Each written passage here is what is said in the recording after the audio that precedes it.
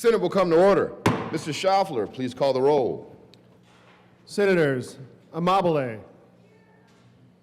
Baisley, Ball, Excused. Benavidez, Bridges, Excused. Bright, Carson, Catlin, Cutter, Danielson, Excused. Doherty, Here. Exum, Frizzell, Gonzalez,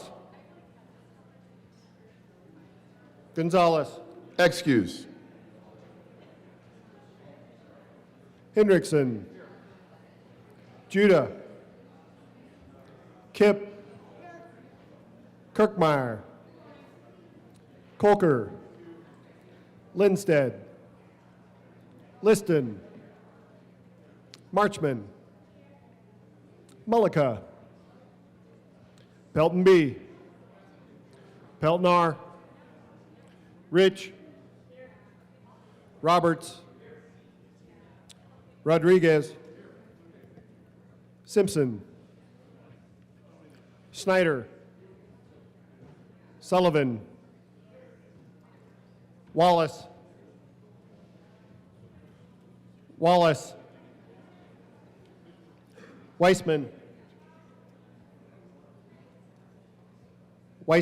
Excused.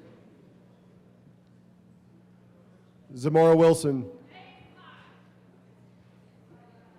Mr. President. Let's do this. The morning roll call is 30 present, 0 absent, 5 excused. We have a quorum. Senator Zamora Wilson, would you please lead us in the Pledge of Allegiance? Colleagues, would you join me with the Pledge of Allegiance? I pledge allegiance To the flag of the United States of America and to the republic for which it stands, one nation, under God, indivisible, with liberty and justice for all. Approval of the journal. Senator Colker. Ball, Bridges, Danielson, Gonzalez, and Weissman.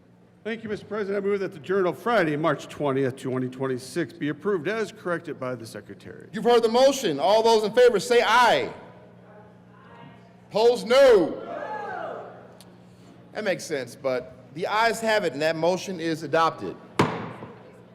Mr. Schaffler, please add Senators Weissman and Senadora Gonzalez to the roll. Senate Services.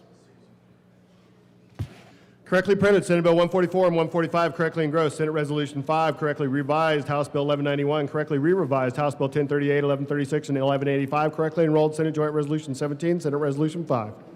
Message from the House.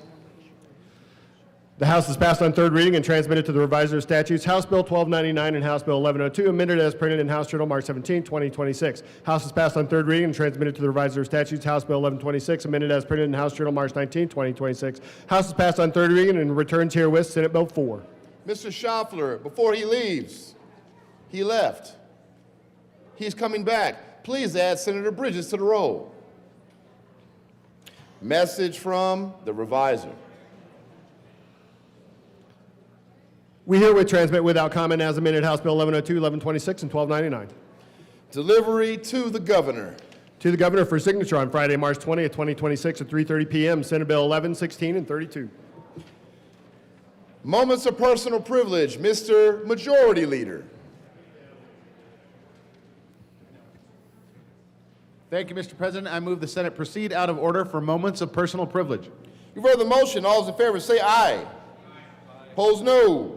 The ayes have it. The Senate will proceed out of order for moments of personal privilege. Senator Lindstedt. Thank you, Mr. President. Today we have members, I request a moment of personal privilege.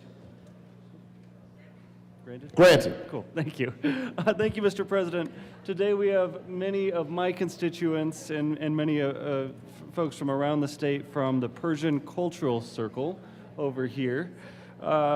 You know, this is a really complex and important year for them to be here in the legislature, having conversations about everything that's going on overseas. You know, our folks from the Iranian American community have a lot to say, and it's important that we listen to them, and we're just so grateful to have them here. Today is the 10th Nowruz breakfast that they've hosted in this building, and we're just so grateful to have them here. So I hope you were able to stop by this morning, enjoy a good breakfast, and a really important conversation. With that, I did have a tribute requested this morning to support the Persian Cultural Circle that I will read. The Colorado Senate recognizes March 20th, 2026 as Nowruz Day, celebrating the Persian New Year and the arrival of spring. Observed for more than 3,000 years, Nowruz marks a season of renewal and new beginnings when families and communities come together to set intentions for love, health, growth, joy, and connection. The Nowruz season also honors the Iranian American community, whose rich cultural traditions and contributions strengthen and enrich the state of Colorado. It further acknowledges the Lion and Sun movement in Iran, which reflects the aspirations of many Iranians for secular democracy, human rights, gender equity, and environmental stewardship through regime change. This March, we honor and remember the more than 40,000 individuals who have lost their lives in the struggle for liberty and dignity in Iran. And we stand in solidarity with the Iranian people in their continued pursuit for freedom and democratic values. Through the celebration of Nowruz, communities across Colorado recognize the enduring values of renewal, cultural heritage, and shared hope for a more just, free, and peaceful world. With that, welcome them to the chamber. Thank you for being here. We appreciate your engagement this morning on this 10th annual breakfast that the Persian Cultural Circle has had here in this building. So thank you all.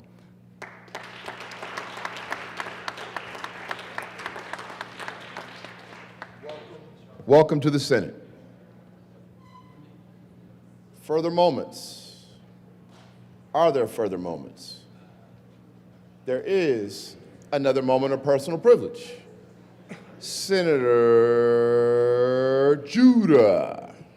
Thank you, Mr. President. I request a moment of personal privilege. Granted. Members, I have a special guest here with me today. I can say her name. My niece, Amina Judah, is shadowing me here today. Stand up, Amina. She is from the Springs, and she really wanted to get a sense of the legislative process and maybe one day go into politics, but hopefully not. Anyways, if we could just welcome her, I'd really appreciate it. Welcome to the Senate. Senators Amabile and Marchman. Thank you, Mr. President. I ask for a moment of personal privilege. Granted. So today we're visited here in the Capitol by the leadership of the Netherlands Public Library. And if you wanted to just stand up and woo! So if everybody could just, they do amazing work. Netherlands is a small town, but they're very mighty in what they accomplish, and welcome. And Senator Marchman, would you also like a moment of personal privilege? May I please have a moment of personal privilege? Granted. Thank you, and good to see you all. I have so many amazing little cups and mugs from you, but thank you for the service that you provide to our rural and mountain communities. And we're excited to have all the librarians here today. You guys were very prompt and punctual, we noticed. Thank you. Welcome.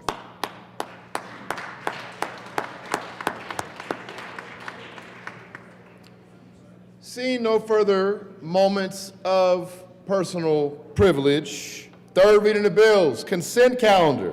Mr. Schaffler, please read the title of the bill on the consent calendar. House Bill 1191 by Representatives Johnson and Bacon and Senators Frizzell and Weissman, concerning the examination of a school district that receives state education fund money for capital construction projects for qualified charter schools in the district, and in connection therewith making the state auditor's examination of the school district's records discretionary rather than mandatory. Majority Leader Rodriguez. Thank you, Mr. President. I move for the passage of the bill on third reading of bills, final passage consent calendar, which is House Bill 1191. Is there any discussion on the bill? Seeing none, the motion is the passage of the bill on the third reading of bills consent calendar. Are there any no votes? With a vote of 33 ayes, 0 noes, 0 absent, 2 excused, House Bill 1191 is passed. Co-sponsors. Co-sponsors for 1191.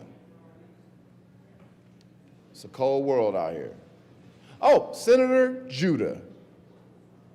Senator Carson. Co-sponsor on 1191. Please add the president. Third reading of the bills. Final passage. Mr. Majority Leader. Mr. Majority Leader, third reading of the bills, final passage. Sorry, I was working. It's all good, bro. Thank you, Mr. President. I move to lay over the third reading of bills final passage until Tuesday, March the 24th. The motion is to lay over third reading of the bills calendar Tuesday, March 24, 2026. All those in favor say aye. Aye. Opposed, no. The ayes have it. Third reading of the bills calendar will lay over until Tuesday, March 24, 2026. Majority Leader Rodriguez. Thank you, Mr. President. House Bill 1098 will be removed from the consent calendar and placed at the bottom of second reading of bills. Excellent. What about Joint Budget Committee? Thank you, Mr. President. Pursuant to Rule 21C, I move that the Senate allow the JBC to conduct business while the Senate is in session. You've heard the motion. All those in favor say aye. Opposed, no. The ayes have it. That motion is adopted. Y'all are more than welcome to get up out of here if y'all need to. And as it was said, House Bill 1098 was pulled off of consent and will be at the bottom of the general order second reading of bills calendar. General orders, second reading of bills consent calendar. Senator Mullica. Thank you, Mr. President. I move the Senate resolve itself into the Committee of the Whole for consideration of general order, second reading of bills consent calendar. You've heard the motion. All those in favor say aye. Opposed, no. What? The motion's adopted. And the Senate will resolve itself in the Committee of the Whole for consideration of general order, second reading of bills consent calendar, and Senator Mullica will take the chair. I was trying to get up here before you got up here, bro. You come up here so fast, no?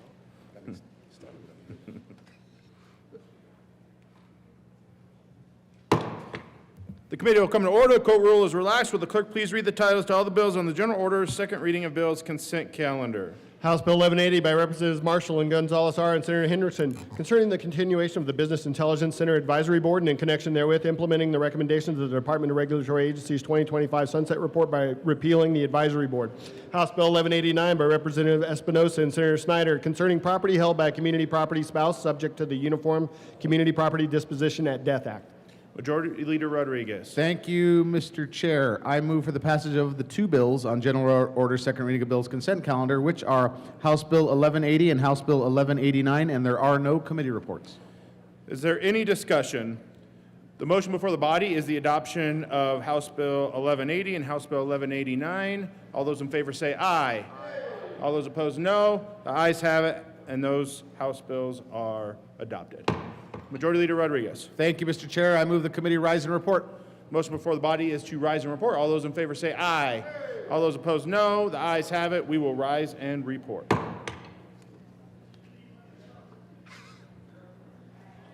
should be acknowledged. You should be ashamed of yourself. Senate will come to order.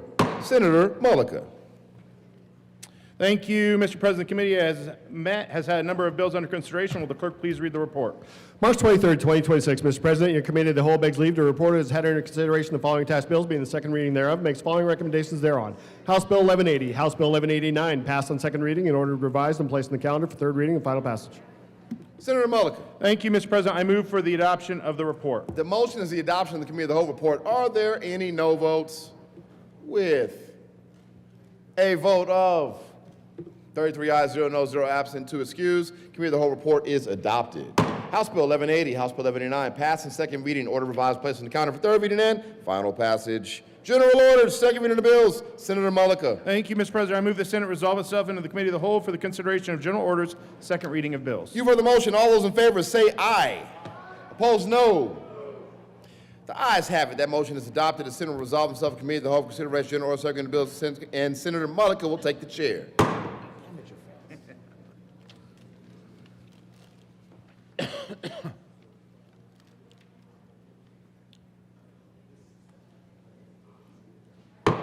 The committee will come to order. The court rule is relaxed. Majority Leader Rodriguez. Thank you, Mr. Chair. I move the Senate proceed out of order to take up Senate Bill 112. The motion before the body is to proceed out of order and take up Senate Bill 112. All those in favor say aye. All those opposed, no. The ayes have it. We will be taking up Senate Bill 112. Will the clerk please read the title of the Senate Bill 112? Senate Bill 112 by Senator Zamora Wilson and Representative Soper, concerning defendants who fail to appear in court and in connection therewith permitting certain conditions on pretrial release for defendants who have previously failed to appear. Senator Zamora Wilson. I move Senate Bill SB 26-112 to the Judiciary Report and the Judiciary Report. To the committee report, Senator Zamora Wilson. Oh, yes. Thank you, Mr. Chair. So in the committee, what we did is we amended this bill. We did a strike below and incorporated the language from HB 25-1275. So sponsors of that bill was Representative Soper and Representative Byrd and Senator Roberts and Senator Frizzell. So that Senator Zamora Wilson, we're talking about the committee report. we did the strike below, incorporated. Thank that you. language. Thank you, Senator Zamora Wilson. Is there any further discussion on the committee report? Seeing none, the motion before the body is the adoption of the committee report. All those in favor say aye. All those opposed, no. The ayes have it, and the committee report is adopted. To the bill, Senator Zamora Wilson. Thank you, Mr. Chair. So, last November, the mayor of Colorado Springs requested a meeting of all the legislators in the area, and the chief of police, the municipal judges, city council members, and several business owners from around the city. And the goal was to address the challenges facing our local economy brought on from increased crime and failure to appear rates. And these issues have been placing a real strain on businesses, especially the small mom and pop businesses. And this isn't just happening in Colorado Springs, it's happening across the entire state and in your districts also. We spent half a day listening to the business owners describing how crime was increasing and significantly impacting their businesses, and how they were frustrated at how the same criminals would continue to rob them, but there was no justice or restitution. Why? Because there was no penalty or accountability for the criminal, all due to the limited current laws. Not only were the businesses experiencing a significant loss in revenue, as it compounded, little by little, they kept getting impacted greater and greater, but they also incurred costs in having to increase their security. One business, a little small Mexican restaurant, spends over $6,000 a month in added security. Another business spends $50,000 in security. That's including cameras, various technology, and hiring security guards and constructing security gates.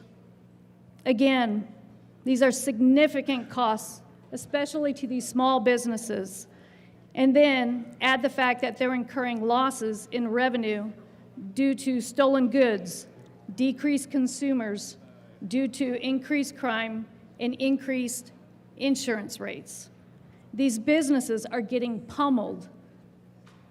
They're operating on the margins, and if nothing is done, they talked about closing their business and exiting the market, which would create a scarcity in the market. These business owners are the victims in this situation. Their property rights have been violated and eroded. Their right to life, liberty, and the pursuit of happiness has been significantly and negatively impacted. Then, after hearing from the business owners, we heard from the chief of police and the judge. They described the other side of the story, where if they caught the criminals and ordered them to appear in court, the criminals wouldn't show because the current law has no penalty. Thus, the criminals are incentivized to continue the criminal behavior because there's no penalty or accountability. To quote the judge, this becomes a revolving door for the criminal, a willful behavior, where failure to appear, or as we say, FTA, significantly increases. And thus, the law enforcement spends significant time rearresting individuals for FTAs, which are often compounded by additional crimes committed by individuals when they are released on PR bonds. Now, the increased FTAs also create negative consequences. During committee, several judges gave testimony supporting this bill. They described how FTAs have increased, criminal behavior has increased, open cases has increased, hours for judicial staffing has increased. The waste in taxpayer dollars has increased. The time for victims and witnesses to take off additional work to go to court time and time again has increased, all without remedy. In fact, one judge during testimony held up a stack of over 30 folders, each representing a case. It was this thick. And he said, I have even more to show you. Each folder for one individual who repetitively chose criminal behavior. Understand that the judge had several more stacks of folder for many, many more individuals. The judges are desperately needing a mechanism to resolve this issue. Our businesses desperately need justice and protection of their property rights, and our citizens deserve safe communities. And so I am proud to present Senate Bill 26-112 on behalf of not just my community, but yours also. As I mentioned, this is a strike below, and we replaced it with the verbiage from House Bill 25-1275. This is a narrow, common sense accountability bill. It is not about punishing someone for a single mistake, and it is not a broad expansion of pretrial detention. It is about what happens when a defendant willfully and repeatedly fails to appear in the same case, not a different case, the same case, and the court has very limited tools to respond. Our justice system depends on something basic. When a court orders someone to appear, that order has to mean something. Justice delayed is justice denied for victims, witnesses, and our communities. When defendants repeatedly and willfully do not show up, cases stall, victims and witnesses are dragged through delay, law enforcement has to spend additional time on warrants and follow-up, and public confidence in the system erodes. I'll repeat that again. Public confidence in our system erodes. This bill gives courts a measured response to that problem. It focuses on repeat non-appearance, not first-time mistakes. It also preserves important safeguards. In many proceedings, if counsel is present, the absence does not count as a failure to appear. And for municipal courts, prior failures to appear can only be used if the court has procedures in place for continuances, for quashing warrants, for excusing non-willful absence, and if the court checked whether the person was ready in custody. So this bill strikes a balance. It recognizes that not every missed court date is intentional, but it also recognizes that repeated defiance of court orders simply can't be ignored. At the end of the day, this is about preserving respect for the rule of law, protecting the integrity of the court process, and giving judges a narrow tool when public compliance has clearly failed.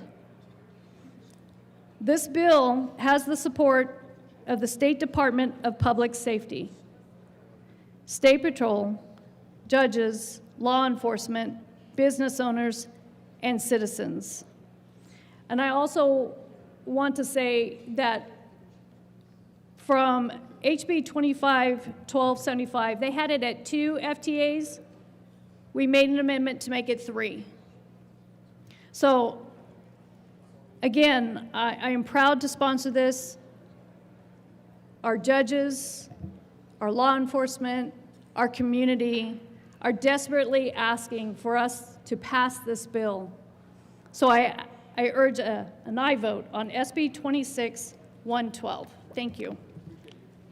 Senator Carson.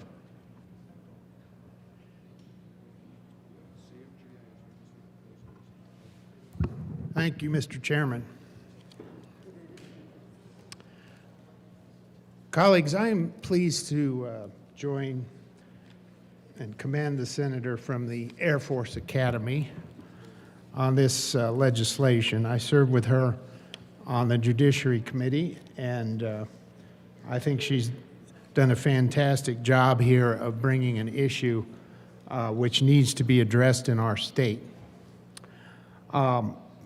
Many of us believe that this state imposes far too many rules and regulations and restrictions on localities, counties, local governments, and in this case, municipal courts.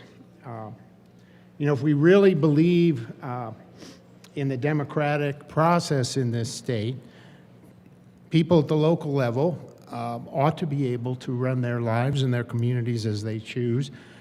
And in this particular case, we're talking about how different offenses, how communities, you know, which crimes they choose to designate and enforce, and how they want to run their local communities. And so I think this bill is simply a reflection that municipalities have different ways that they choose to determine crimes and enforce crimes and run their local courts. And I think that's perfectly appropriate. You know, I think the whole, the hearing that we had on this bill in the Judiciary Committee was very well encapsulated by a local judge who testified remotely on this bill, and he kept holding up a binder with dozens and dozens of separate cases, essentially, for the same person who was repeatedly coming back to the court, and then would go back into the community, would fail to show up. If they did even show up, come back, but in most cases not even show up. But every time he has to record all of this and go through the motions, and it's literally just folder after folder after folder of taxpayer dollars and resources and time consumed by the municipal judge trying to do a good job, trying to help the community enforce the laws, and this is what he has to spend his time on. You know, one example of one individual who repeatedly does not show up in court, and I think this bill is a very important one. Now, opponents, they'll repeatedly frame this issue as one about poverty, but the legislation is about conduct. Justice requires a way to bring those who repeatedly ignore lawful authority before the courts, regardless of their means. A monetary bond can only be imposed after 3, and again, as the senator from the Air Force Academy pointed out, initially the bill said 2 times. You don't show up 2 times, then we can require, the municipal court can require a monetary bond. And one of the amendments that was made was to move that to 3 times. 3 times or more intentionally missing court dates in the same case if the court has established the required processes to provide safeguards for defendants and ensure that only intentional failures to appear are counted towards this exception. So again, you know, in most cases, judges are you know, reasonable people, and if you take the time to explain why you can't come to court, something comes up, an emergency comes up, you know, maybe even the first time it was an oversight. There's a lot of leniency provided in these type of situations, but at some point you have to say, okay, 3 times, repeated 3 times, not showing up, ignoring the lawful authority of the community, then we need to take some action. We need to allow the municipalities and their courts to take some action. Low-income defendants, middle-income defendants, and wealthy defendants are all treated the same. If you miss 1 or 2 court dates or 3 court dates now and do not inform the court,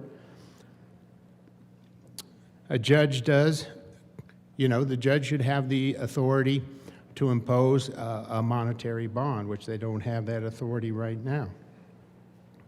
And so this bill is just basically saying, let's set in place a mechanism that our local communities have repeatedly asked for, where we can enforce the law more effectively.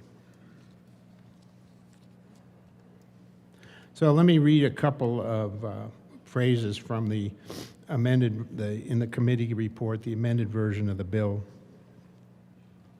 A judge may require an accused person to supply a surety bond or give security for the accused person's appearance for trial other than their personal recognizance if, and these are the following situations where this can be required.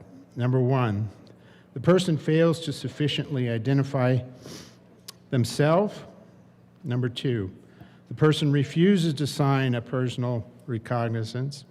Number 3, the continued detention or posting of a surety bond is necessary to prevent imminent bodily harm to the accused person or another.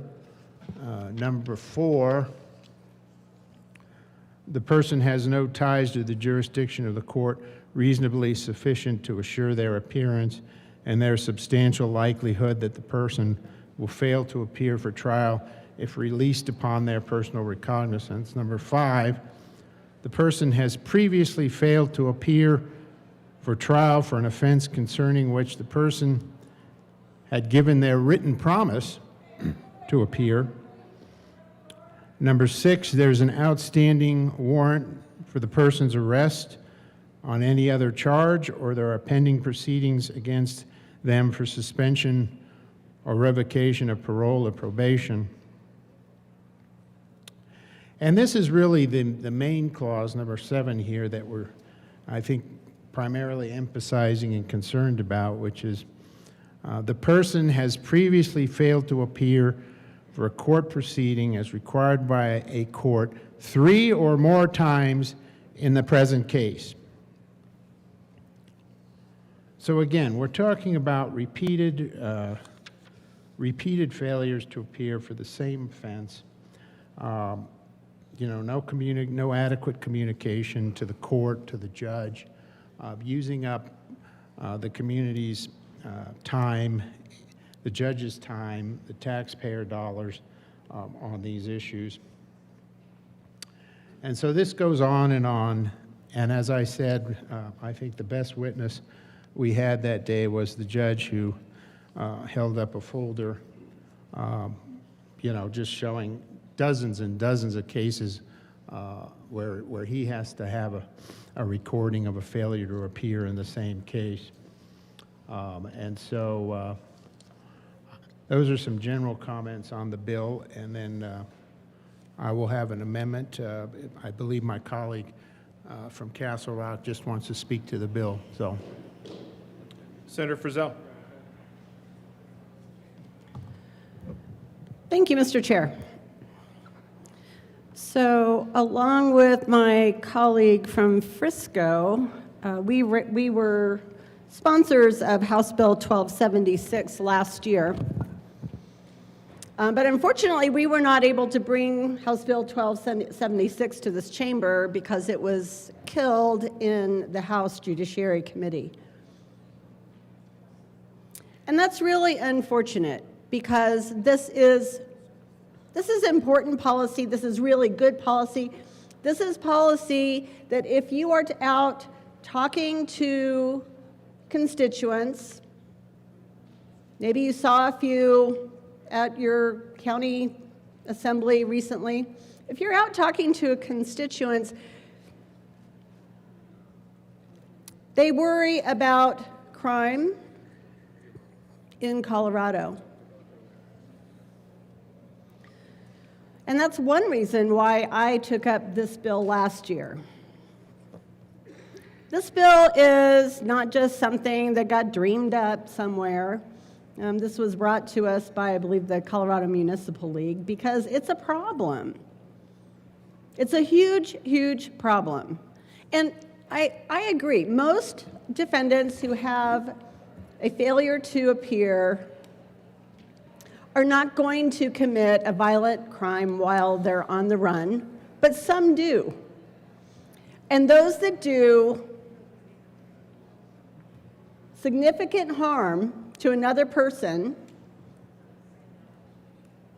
need to be held accountable. It's our job here as legislators to protect our citizens. We talk a lot about due process in this building, due process, and due process is a big deal. And requiring a defendant to attend a court appearance is due process. That is their opportunity. It's a basic requirement, and we've become extremely, extremely lenient.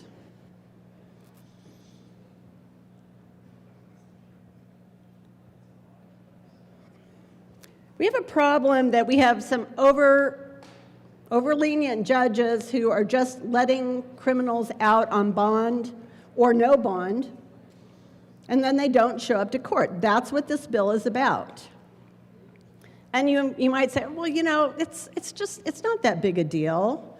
It's not that big a deal. Well, it is a big deal. Just last week in Douglas County, I don't know about you, did you guys hear about this? This is crazy. So there's this guy living in Douglas County who repeatedly raped the 11-year-old daughter of his girlfriend. 11 years old. This child.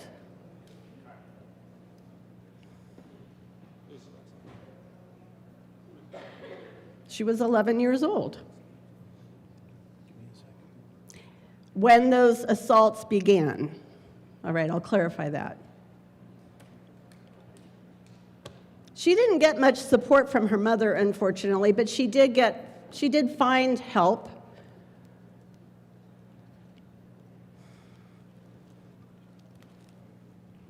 And this guy was picked up and arrested. They had proof, and he went to trial recently. And on the last day of his 4-day trial, he cut off his ankle bracelet and left the state. Senator Frizzell, Yes? this is on municipal bonds, if we can get to that topic. Sure, I'd be happy to. Thank you so much, Mr. Chair. This gentleman was out on bond, cut off his ankle bracelet, and left the state. Unbelievably and happily, he was caught on a bus headed to Mexico over the weekend. Because candidly, I talked to DA George Brockler, and he wasn't really too hopeful that this gentleman was going to be found and brought back to justice. He was really, really not hopeful. But some person saw this guy sitting on the bus and said, hey, I recognize him from a picture, and thank goodness he did.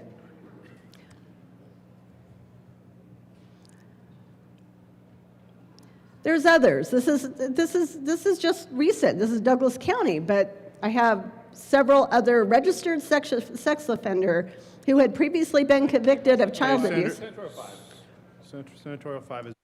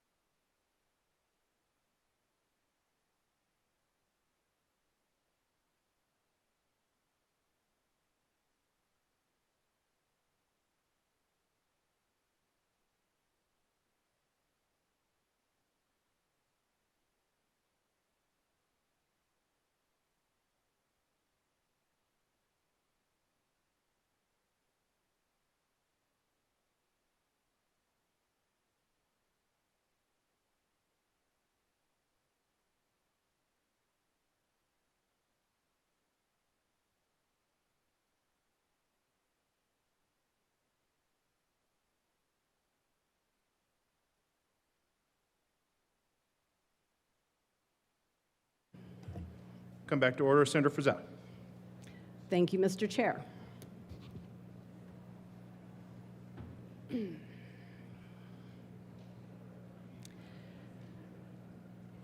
At whatever level of court a failure to appear occurs,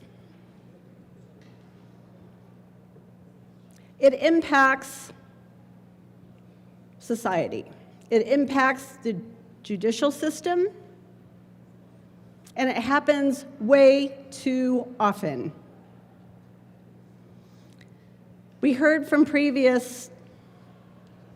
my previous colleagues up here talking on this bill.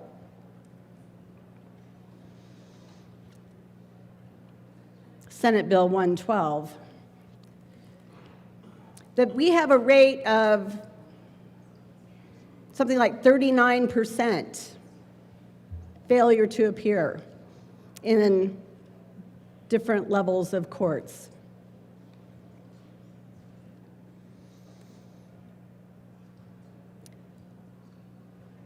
This impacts the Department of Law, it impacts public defenders, it just jams up the entire system. Municipal court is different, and I get that. But this is a systemic issue in the state of Colorado. Last year, I brought a bill to increase the number of judges in the state of Colorado. These weren't municipal judges. These are judges in the Department of Law and counties.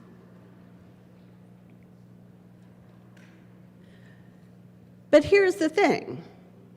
We brought that bill, and I'm not a big grow government person, you know that about me, but we brought that bill because we have a crisis of due process in the state of Colorado. I thought it was important, and I still think it's important. But when you have a judicial system at every level that is stuck because you have people not showing up for their court date and wasting people's time, that's a problem.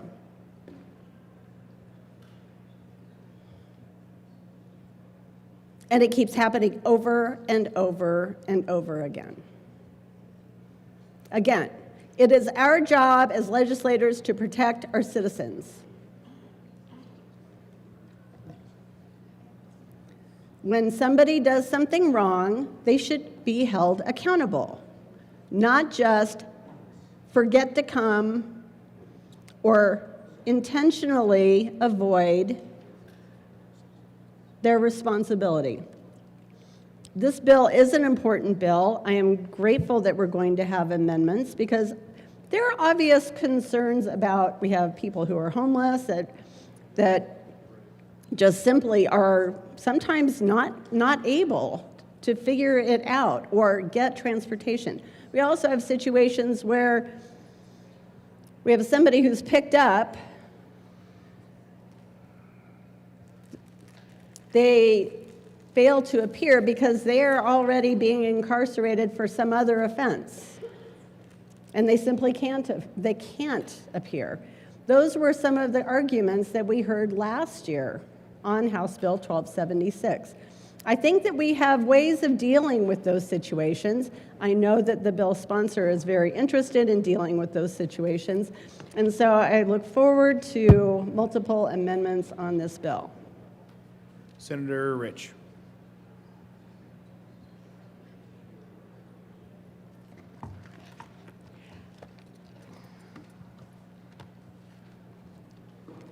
Thank you, Mr. Chair. And of course, I rise in support of this bill. I believe it's a good bill that aims to strengthen the conditions of defendants who consistently miss their court dates. And with that, Mr. Chairman. There is an amendment at the desk. Will the clerk please read Amendment L25? Amendment L25, amended Judiciary Committee report dated Senator March. Rich. Thank you, Mr. Chair. I move L025 to Senate Bill 112. That's a proper motion. Tell us about Amendment L25. Senator Rich. Thank you, Mr. Chair. Amendment L025. It simply recognizes that domestic violence cases are different. Like the rest of the bill, this amendment gives judges the discretion to require monetary bond for a single failure to appear in a domestic violence case. It also gives judges a tool they don't currently have for petty domestic violence cases, and this amendment is grounded in the reality that these types of cases often involve ongoing safety concerns and real victims who are impacted by delays of perpetrators not showing up to court. I believe that this is a reasonable amendment asked to be brought by the Colorado Municipal League. I ask for an aye vote on Amendment L025. Excuse me. Senator Carson. Sorry.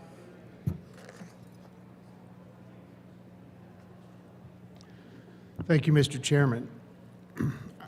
I want to rise and support the amendment by our colleague, distinguished colleague from Grand Junction. And this also, I think, alludes to a point that the senator from Castle Rock was making about dangerous individuals and how we're going to treat folks who are out in the community repeatedly failing to appear in court, and yet they're engaged in this particular case, the subject of the senator from Grand Junction's amendment, domestic violence, accused of domestic violence. An accusation which clearly involves danger to individuals, danger to the community. And so I think it's completely appropriate in that case to bring an amendment to reduce that period of time, to reduce the number of failures to appear before the judge can have the discretion to require a monetary bond, and in this case, after one failure to appear. Remember here, folks, we're talking about domestic violence. We're talking about a situation where someone, in many cases, women are being abused, and unfortunately, in some of these cases, it ends up in more than abuse. It can end up in death. And I think municipalities have a very strong interest in protecting the citizens of their community in cases like this of domestic violence. So I think we want to make it very clear that while in the broader context of this bill, we're willing to go not one time, not two times, but three times, a third failure to appear, and then all the bill does is give the municipal judge the authority. They still have the discretion. They may choose not to issue a monetary bond, but they have that ability. And I think when you're talking about situations of violence, such as domestic violence, you want to give them that discretion, even in a shorter number of failures to appear. So we're not talking about someone just not, being accused of domestic violence, but this is someone who has not only been accused, the charge has been filed, and then they don't show up in court. And so then we would come in and say the judge would have the discretion to impose the monetary bond. So I think this is an excellent amendment, and I would urge my colleagues to support it. Senator Liston. Thank you, Mr. Chairman. It's a pleasure to serve with you. Hope you had a good weekend. Members, I rise in support of Amendment L025 to Senate Bill 112 from the good senator from Grand Junction. I was at the all-day long meetings. It was referred to by the senator from the Air Force Academy, a good senator from the Air Force Academy back in October, I believe it was, that a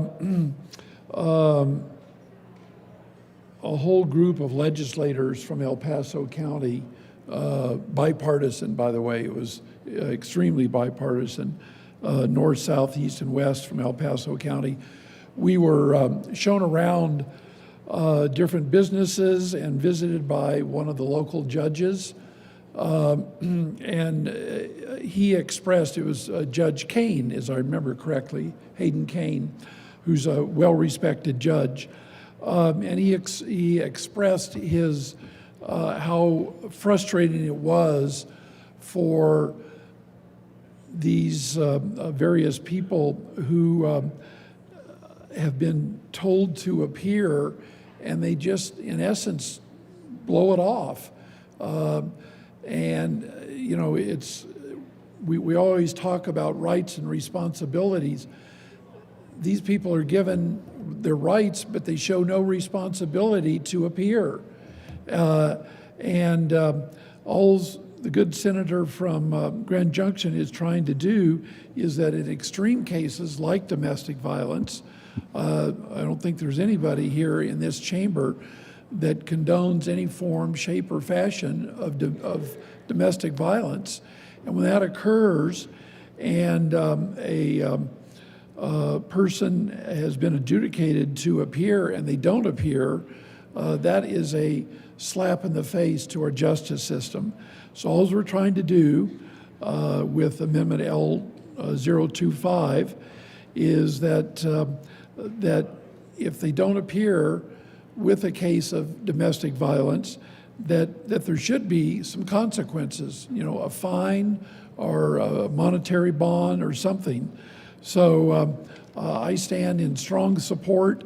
I know that my constituents that have heard about this bill stand in strong support of Senate Bill 112. It's common sense legislation. This is a very reasonable amendment to the bill, and I urge and I vote for Amendment L025. Thank you, Mr. Chairman. Senator Weissman. Thanks, Mr. Chair. Members, let's bring some facts into the discussion about domestic violence. In state law, there's not an offense in Title 18 or anywhere else that is captioned domestic violence. Rather, domestic violence is a factual basis. It is some conditions to control the victim, for example, that can and often do underlie any of a number of different offenses. You can have domestic violence felony assault. You can have domestic violence stalking. Senator You could Weissman, have- can we speak into the mic just so Sorry, it's picking you it's up? soft today. You could have domestic violence misdemeanor assault. These aren't going to be in municipal court in the first place. Some municipalities, there we go. Some municipalities do it differently. Some, I believe, first of all, there's not many municipalities that even take cognizance of DV at all. They let it go in the state court. Some depart from the state approach. They do have an actual offense with the elements listed out and what has to be proven called domestic violence. So it's a bit different than the state approach, and that's their prerogative as a municipal court. Those are most likely not in the bill as it is because they're misdemeanor comparable offenses. Again, the law already says 16.4.113 sub 2, there's a bunch of exclusions to this whole thing that we're talking about, which is a PR bond. One of those exclusions is that you're comparable to a misdemeanor offense. I don't think anybody in this chamber is debating the seriousness of DV, which is why I wish we'd be a little bit more anchored to the facts and the law when we talk about it up here. There are a bunch of things that are colloquially called domestic violence that aren't going to be in municipal court anyway because they shouldn't be. Because they are serious offenses, they're going to be in district court. Some may be in county court. Where we have an offense that is domestic violence in the small number of municipal courts that have even put that into their ordinances, it is most likely on the facts and the law going to be municipal comparable and thus not in the bill at all. For those reasons, were this amendment to get added onto the bill, I mean, I don't personally object, but I just wish that we would treat domestic violence seriously and anchor our discussions a little bit more carefully in the laws that people have to try to live by for their safety. Thank you, Mr. Chair. Thank you. Senator Carson. Thank you, Mr. Chairman. I appreciate the comments from the senator from Aurora, chairman of our committee, and I respect that. But I do think I think this is a point in the debate where you need to point out, where we all need to point out and recognize that municipal courts, municipalities, often have unique criminal offenses for things such as domestic violence or gun laws or careless driving.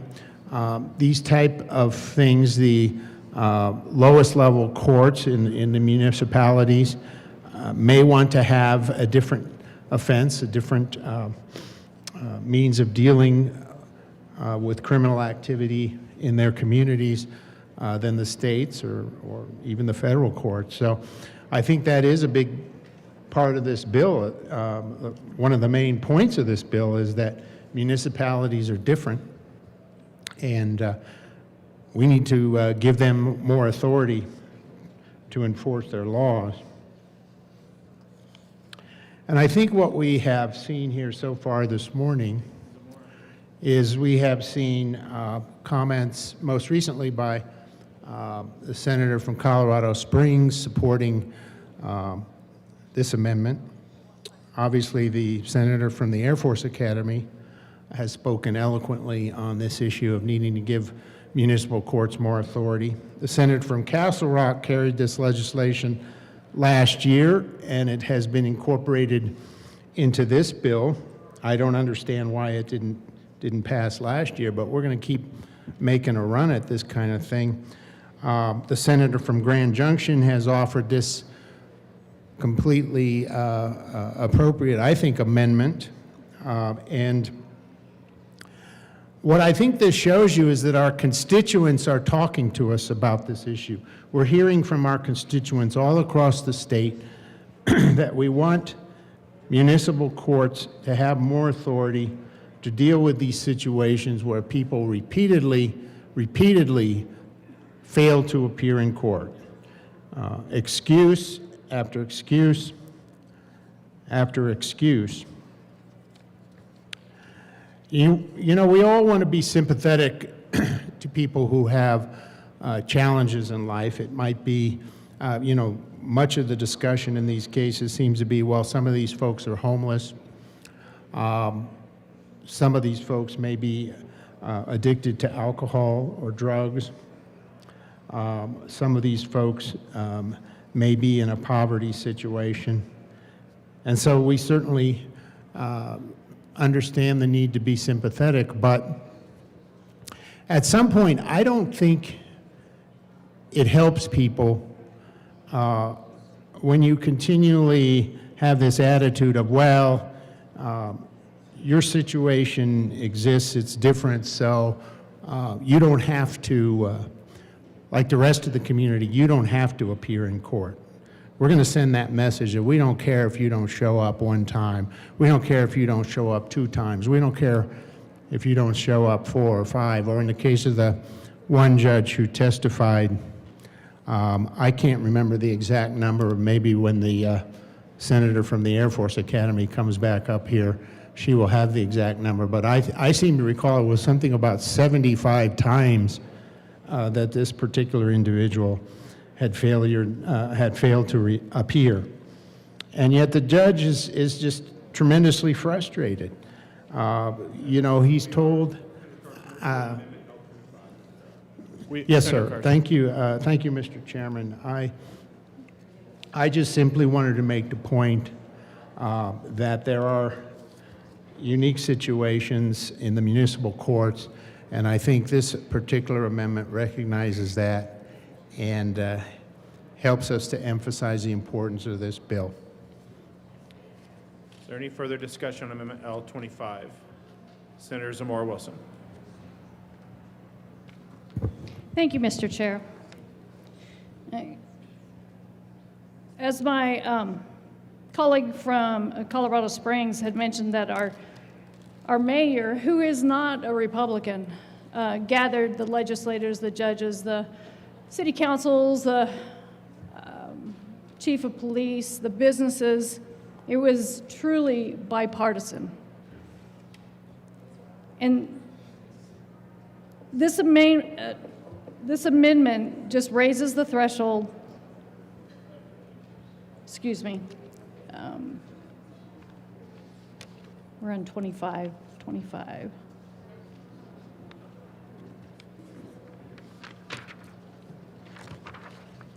I was on the wrong line, excuse me. Amendment 25 simply recognizes that domestic violent cases are different. And like the rest of the bill, this amendment gives judges the discretion, not a mandate, a discretion to require monetary bond after a single failure to appear in a domestic violent case. This gives judges a tool, again, not a mandate, that they don't currently have for petty domestic violence cases. And this amendment is grounded in the reality that these types of cases often involve ongoing safety concerns and real victims who are impacted by delays of perpetrators not showing up to court. Voting no is a decision to take that discretion away, even in these cases with victims and violent offenders. I urge a yes vote on L025. Thank you. Seeing no further discussion, the motion before the body is the adoption of Amendment L25. All those in favor say aye. Aye. All those opposed, no. The ayes have it. Amendment L25 is adopted. To the bill. See Senator Zamora Wilson. Thank you, Mr. Chair.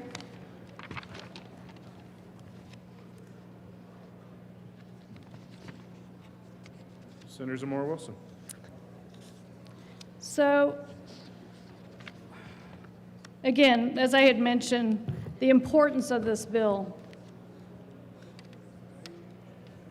Our community desperately needs it.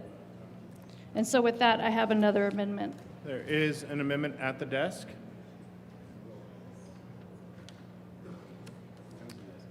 Will the clerk please read Amendment L6? Amendment L6, amend Judiciary Senator Zamora Committee. Wilson.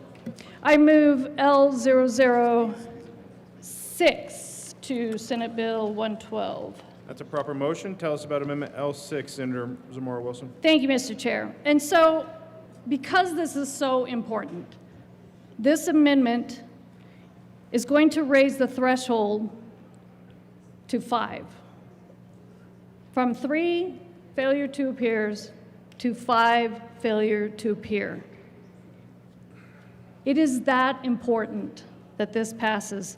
And I want to be clear why this matters. The municipal judge in my district has pleaded with me. We just need something. No matter where this threshold is set, courts need some tools to get defendants into the courtroom so cases can actually be resolved. Remember what was mentioned. This judge was holding stacks. No kidding, it was like this thick of files for one individual. 5 missed court dates is not a close call. It's a pattern. So a no vote here is a decision that even after 5 failures to appear, with one case, we're not talking multiple cases, with one case, courts should still have no additional ability to respond. I mean, at some point, we have to decide whether repeated missed court dates mean something.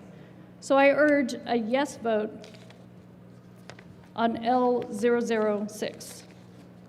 Senator Carson.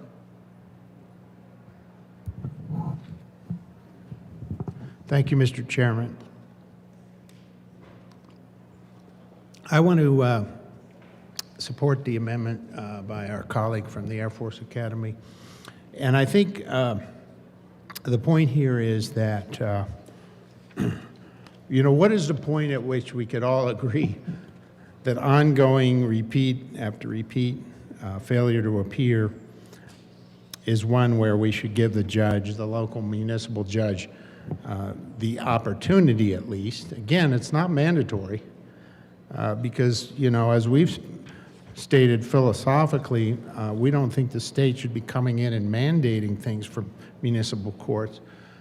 But let's at least give the judges the authority to issue or require a monetary bond where someone has failed to appear 5 times. So originally the legislation, Senate Bill 112, when it was introduced into the Judiciary Committee, we had 2 times. So if you missed a hearing 2 times, you failed to appear, I should say, 2 times, then we would give the judge the authority to issue the bond. So then we raised it to 3 times. And now here we're not even talking about 4 times, we're talking about 5 times failure to appear. And so why do we want to make this an option? Repeated failures to appear create significant problems in the justice system. This isn't a minor, just sort of procedural, unimportant thing. The administration of justice in municipal courts, state courts, whatever courts we're talking about, it costs money. It's taxpayer dollars. And I think we all know there's a tremendous backlog in our court system.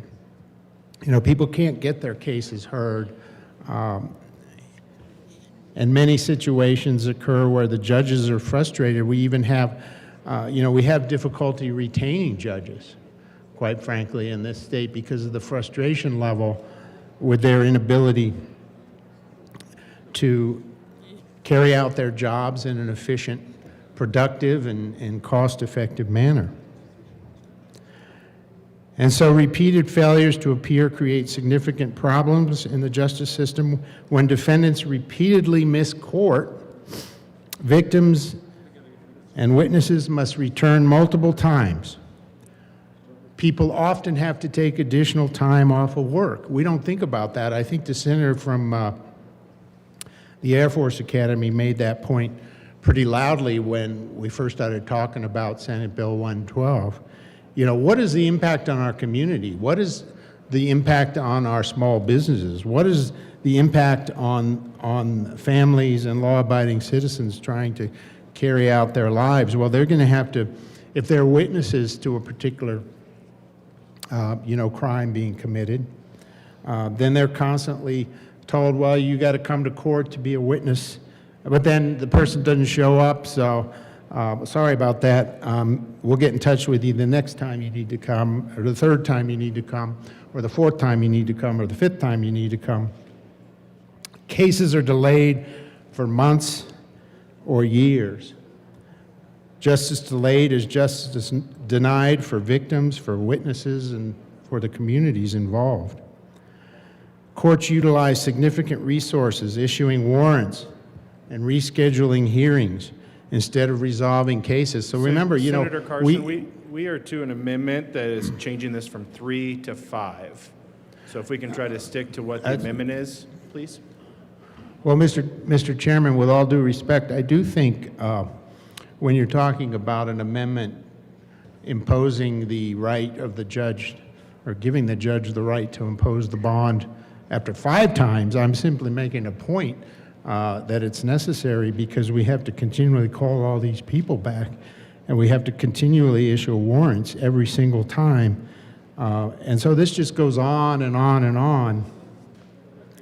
And it's a tremendous drain on the resources of the justice system and on the taxpayers. And so that's simply the point I'm making in support of the senator from the Air Force Academy's amendment as to why I think at least we ought to cut this off at 5 failures to appear. And so I'm pleased to support the amendment by the good senator here from the Air Force Academy, and she may have a few more comments to make on it. Seeing Senator Zamora Wilson. Thank you, Mr. Chair. Again, just restating the fact that this is so important that we are doing this. During the testimony, we had the judge from Westminster. He was talking about how failure to appear rates have increased. We were talking about on a 2-year average, I mean, they've been increasing 20%. And again, you're talking about what does that mean on the impacts? Increase judicial staff workload, increase of victims having to spend time coming back to court, time from work, that's a cost on them. And so, again, this is so important. We would like to see this pass, just giving our community a mechanism. So this amendment raises the threshold to 5 for failure to appear. They just need something. So I urge a yes vote on L006. Thank you. Senator Frizzell.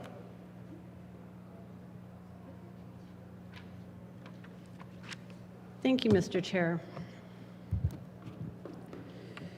I'm here to speak in support of Amendment L006. I think this is a really great compromise to this conversation when we're talking about folks that have problems showing up. Again, could be homeless, could be already incarcerated on a different crime somewhere else.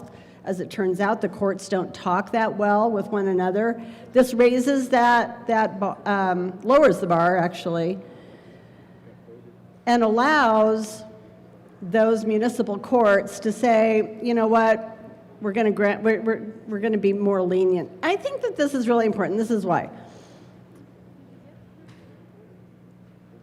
Municipal courts are they're kind of between a rock and a hard place, if you will, because they have limited powers, they have limited number of cases that they are supposed to be able to hear, but They also have to be, municipalities have to be responsive to their citizens.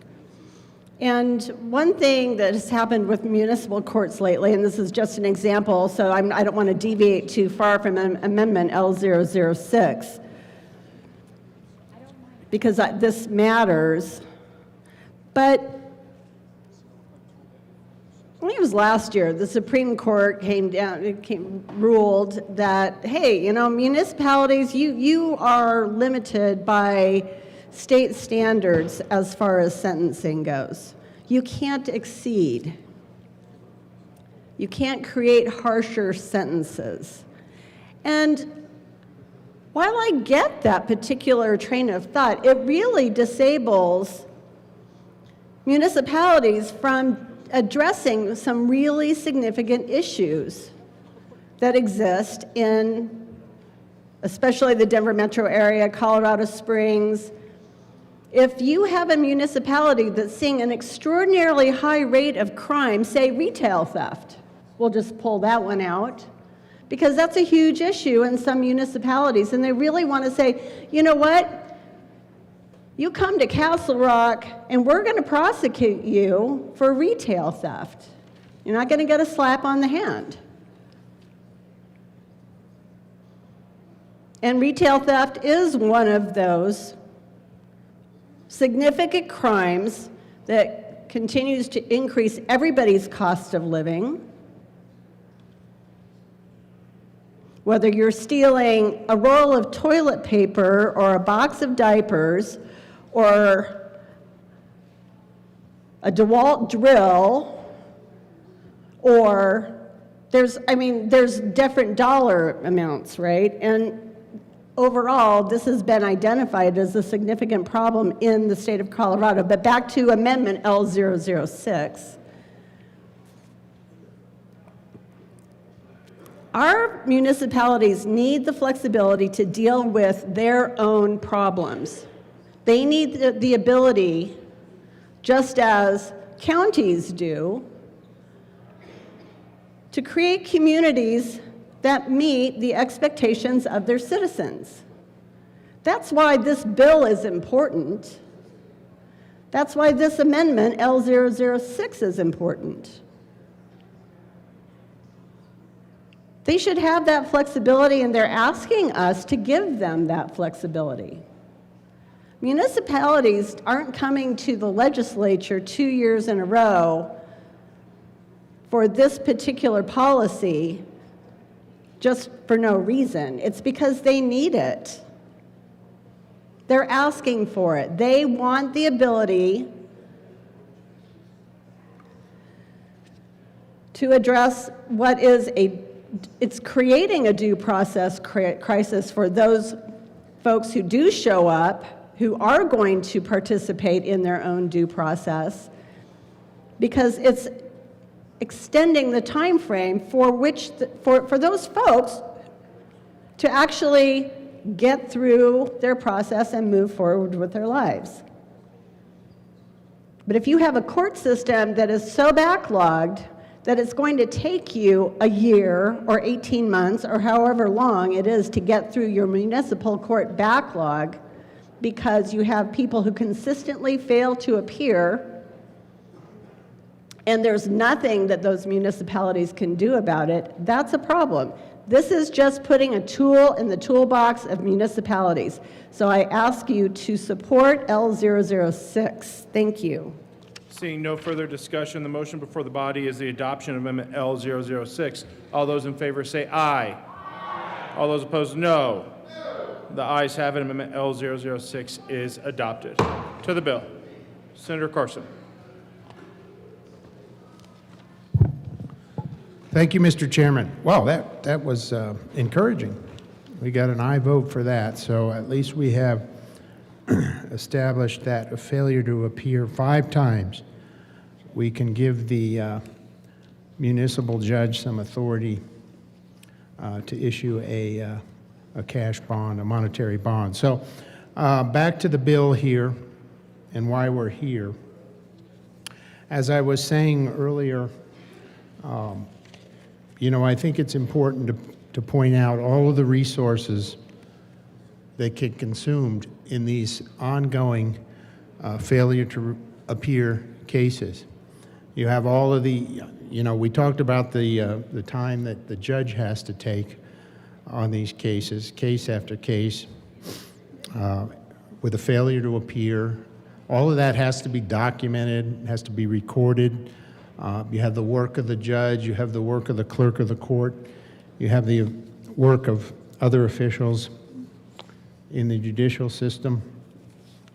One thing we haven't talked about, though, is the burden on law enforcement and the frustration this creates to law enforcement. I mean, you continually hear from law enforcement folks their frustration when people are repeatedly arrested. It might be for retail theft, it might be for some physical altercation, it might be for somewhat more serious crimes, even some of the serious traffic offenses where people are injured or frightened or even more serious harm done to them due to careless driving, reckless driving in their communities.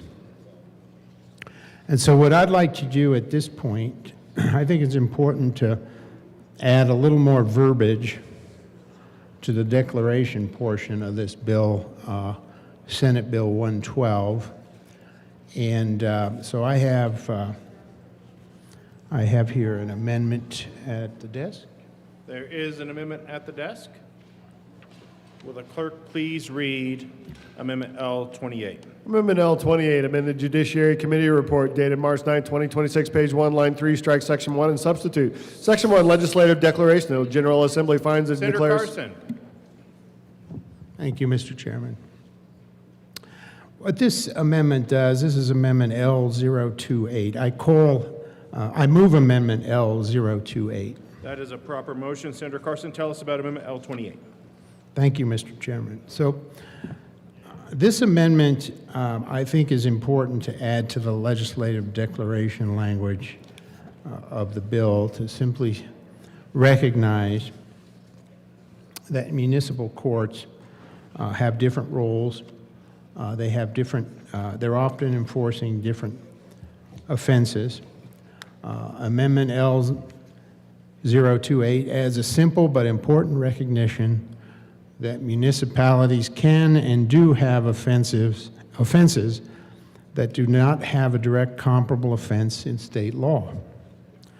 These are still real offenses, and they are a part of how local communities address public safety. This language ensures that reality is reflected in the legislative declaration, and I really think it gets to an important point. We've outlined a couple of instances here in the legislative declaration where the offenses might be somewhat different. Local public safety concerns such as domestic violence, which was mentioned earlier in the amendment by our colleague from Grand Junction, firearms regulation, traffic safety, which I will just note, this is becoming a greater and greater concern, I think, in our local communities, is the numbers of, pedestrians, bicyclists, workers who just don't feel safe because of the speeds at which people are racing through communities or the reckless behavior they're exhibiting. And so I think it's entirely appropriate for local jurisdictions to want to enforce these traffic offenses more strictly and say, we don't want this going on in our community. And then if people are continually ignoring the court system and failing to appear,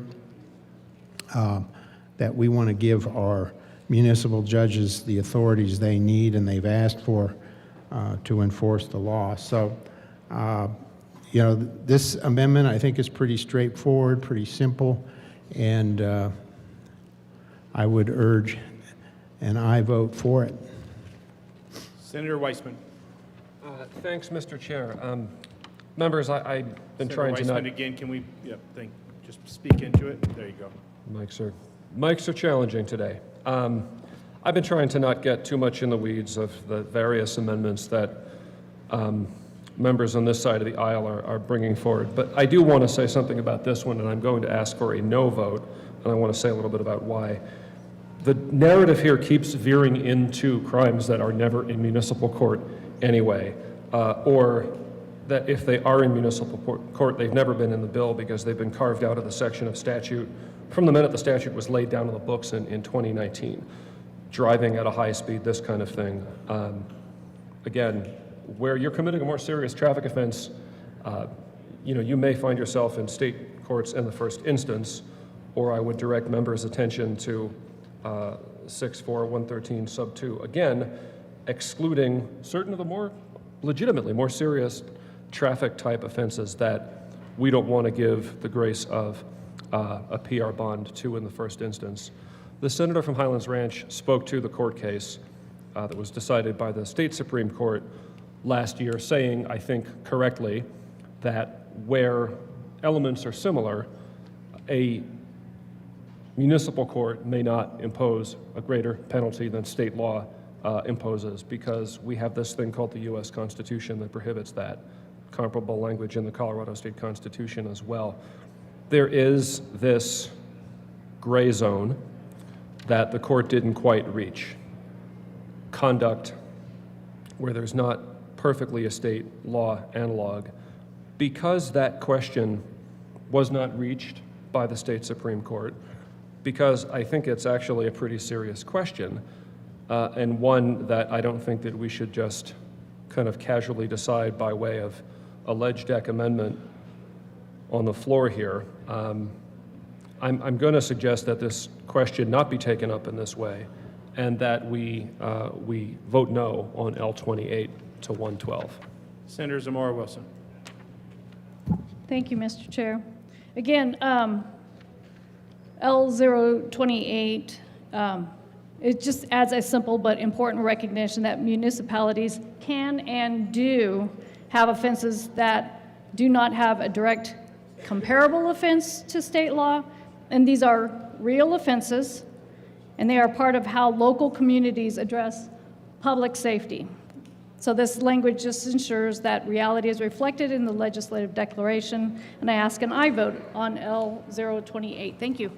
Seeing no further discussion, the question before the body is the adoption of Amendment L28. All those in favor say aye. Aye. All those opposed, no. No! The ayes have it. Amendment L28 is adopted. To the bill. Senator Liston. Thank you, Mr. Chairman.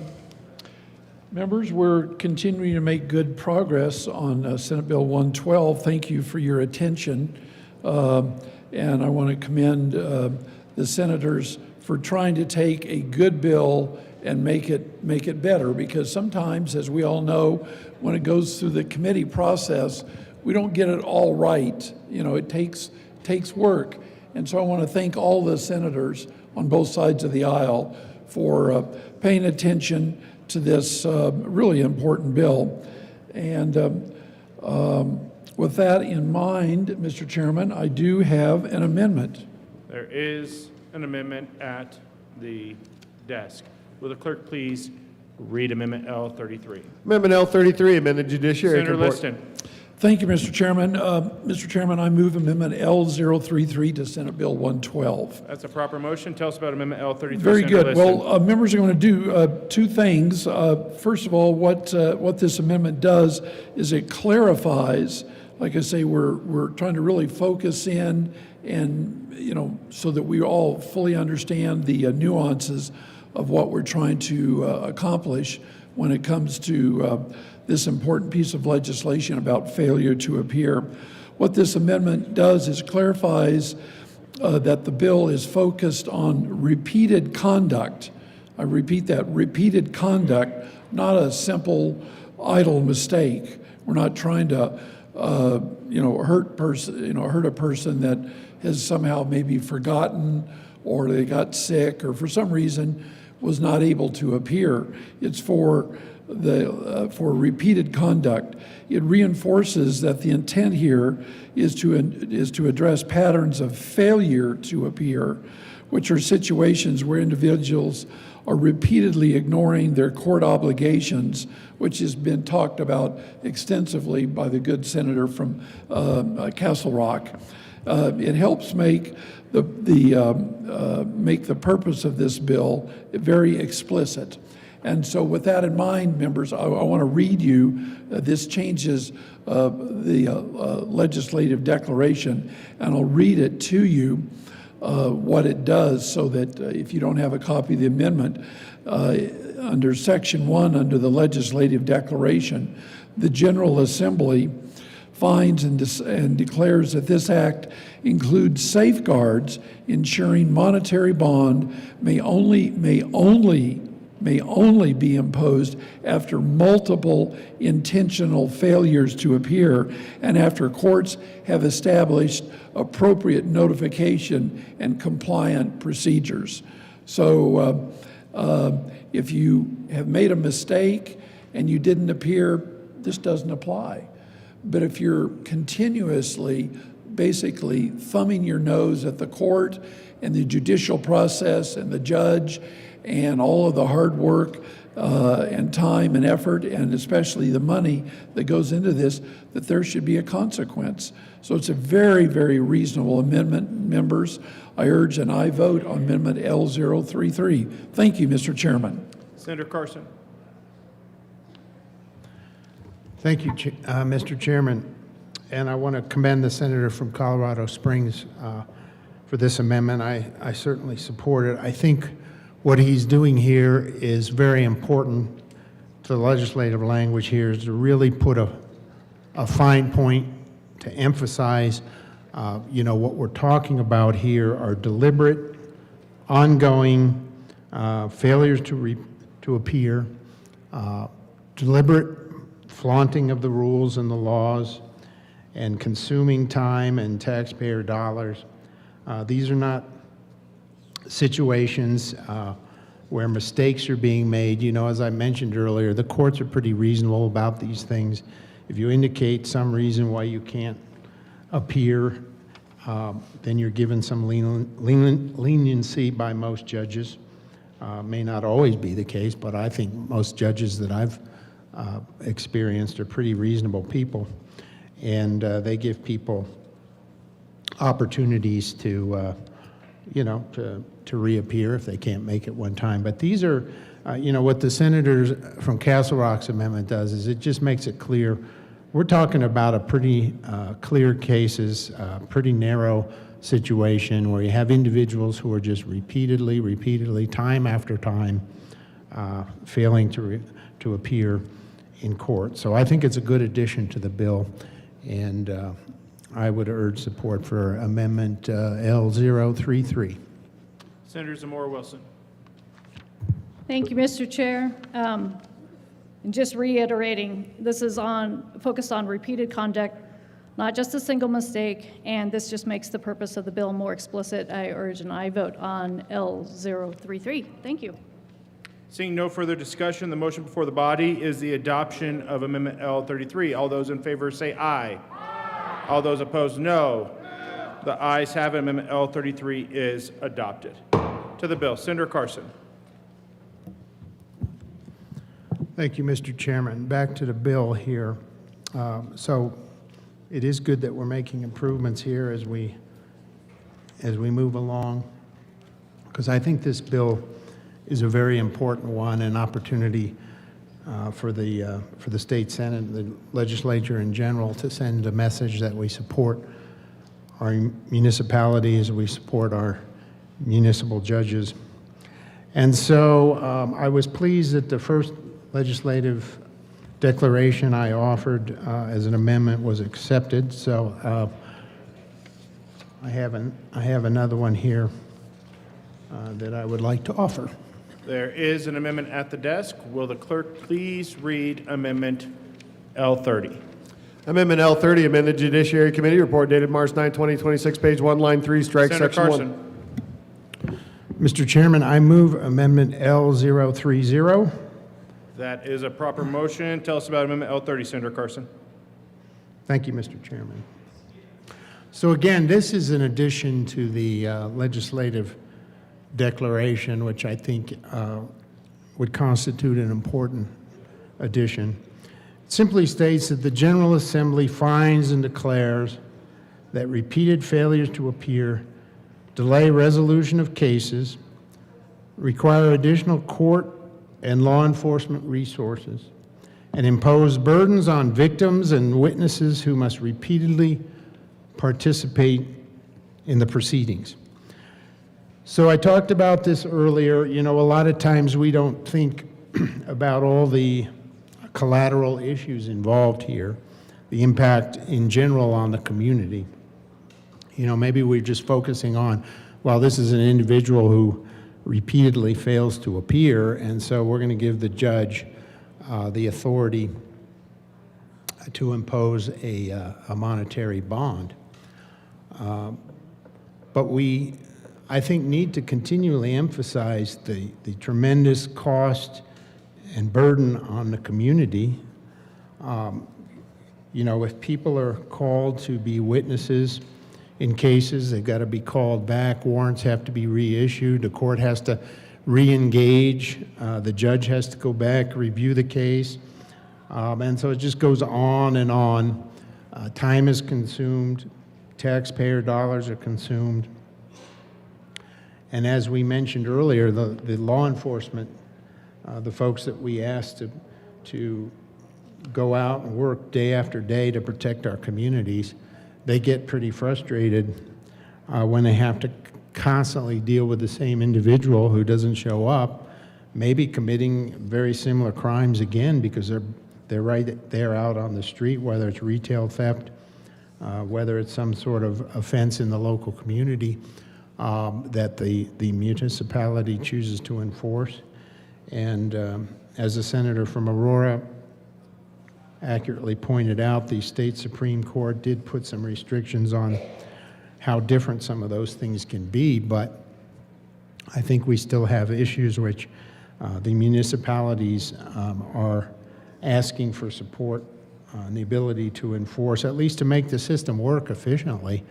And so that's really what we're asking for in this bill and this legislative declaration in Amendment L030, and I would just ask for its consideration because I think it's favorable consideration because I think it helps us to understand why this bill is being brought in the first place. Senator Zamora Wilson. Thank you, Mr. Chair. And so this just, again, simply states the reality that repeated failures to appear delays cases and takes up court resources and increases pain on victims. And so this amendment just makes sure that we acknowledge those impacts in the legislative declaration, and I ask for your support on L030. Thank you. Seeing no further discussion, the motion before the body is the adoption of Amendment L30. All those in favor say aye. Aye. All those opposed, no. The ayes have Amendment L30 is adopted. To the bill. Senator Liston. Thank you, Mr. Chairman.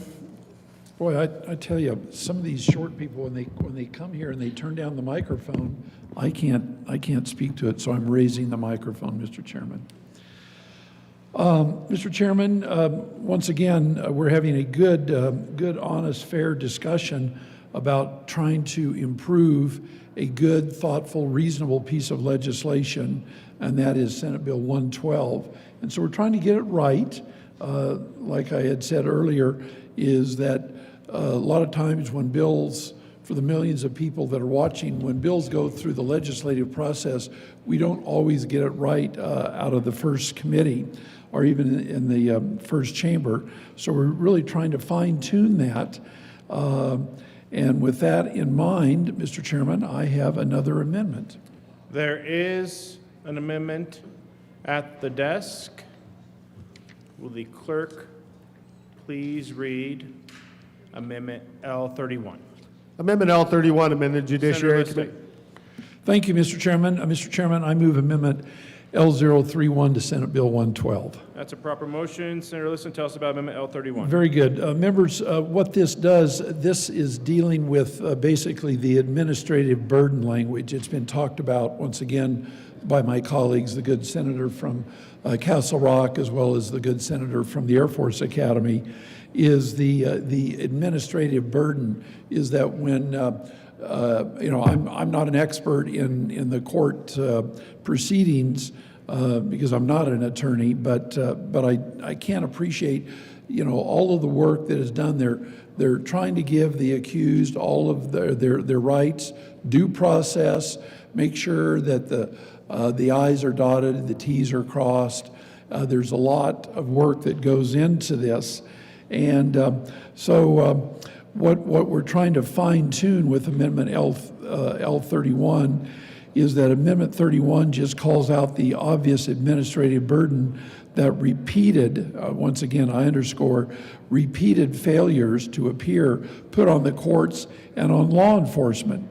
Missed court dates lead to additional warrants, rescheduling of hearings, the resources that could be used literally for anything else. We're in a time of tight budgets at both locally, county, statewide, all over. So this acknowledges that repeated failures to appear affects the efficiency of the entire system. That's all that Amendment L31 does, and I ask for support for Amendment L31. Thank you very much, Mr. Chairman. Thank you. Senator Zamora-Wilson. Thank you, Mr. Chair. There's some tall people in this chamber.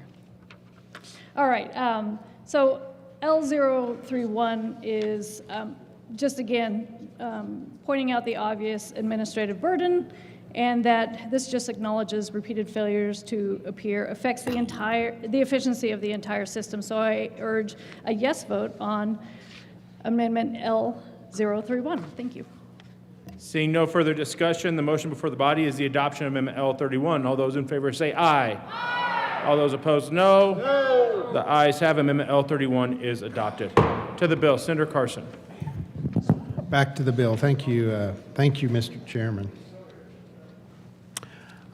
We are getting a lot of these adopted, so I'm going to just offer one more here, which there is I will put this an amendment at the desk. Will the clerk please read Amendment L32? Amendment L32, amend the Judiciary Committee report. Thank you. I move Amendment L032. That is a proper motion. Senator Carson, tell us about Amendment L32. Thank you, Mr. Chairman. This is another legislative, this amends the Judiciary Committee report, but it is a legislative declaration. And it simply states that the General Assembly finds and declares that it is advantageous for Colorado to establish consistent statewide standards governing failure to appear practices across municipal and state courts.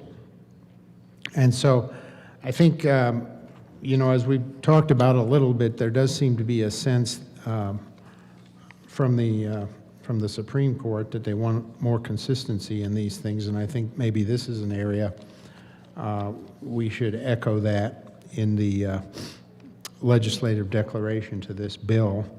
And so that's essentially all it says, is we want to have a little more consistency between municipal and state courts on this one issue, at least, of monetary bonds being now giving the judges authority now on the fifth failure to appear. So I certainly don't think we're being too draconian here. We're giving people an awful lot of opportunities to fail to appear, and then we want to support our judges and our citizens and our law enforcement officials and make it clear that we do expect in those situations that people show up for their court hearings. So with that, I would urge a favorable vote for Amendment L32. Senator Weissman. Thank you, Mr. Chair. A few things on the subject of parity.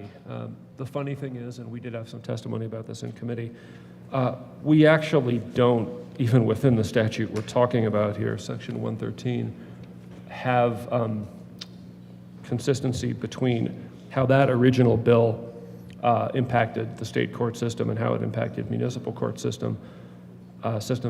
Another thing that we heard in committee was that, notwithstanding bipartisan work in this legislature over years to stand up a text reminder system. It is what it sounds like. You know, we get a text to like go to the dentist or whatever. It works. It helps people remember to do the thing that they're supposed to do. Back in the late 10s, we had evidence from some districts that were early adopters of these that reduced their FTA. It flat just did. So we did policy work to build up a system for the state courts. It was made as an option for local courts to use if they wanted. We didn't mandate that local courts would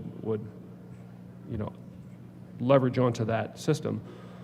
Given that, years later, what we heard in committee was, frankly, practices vary.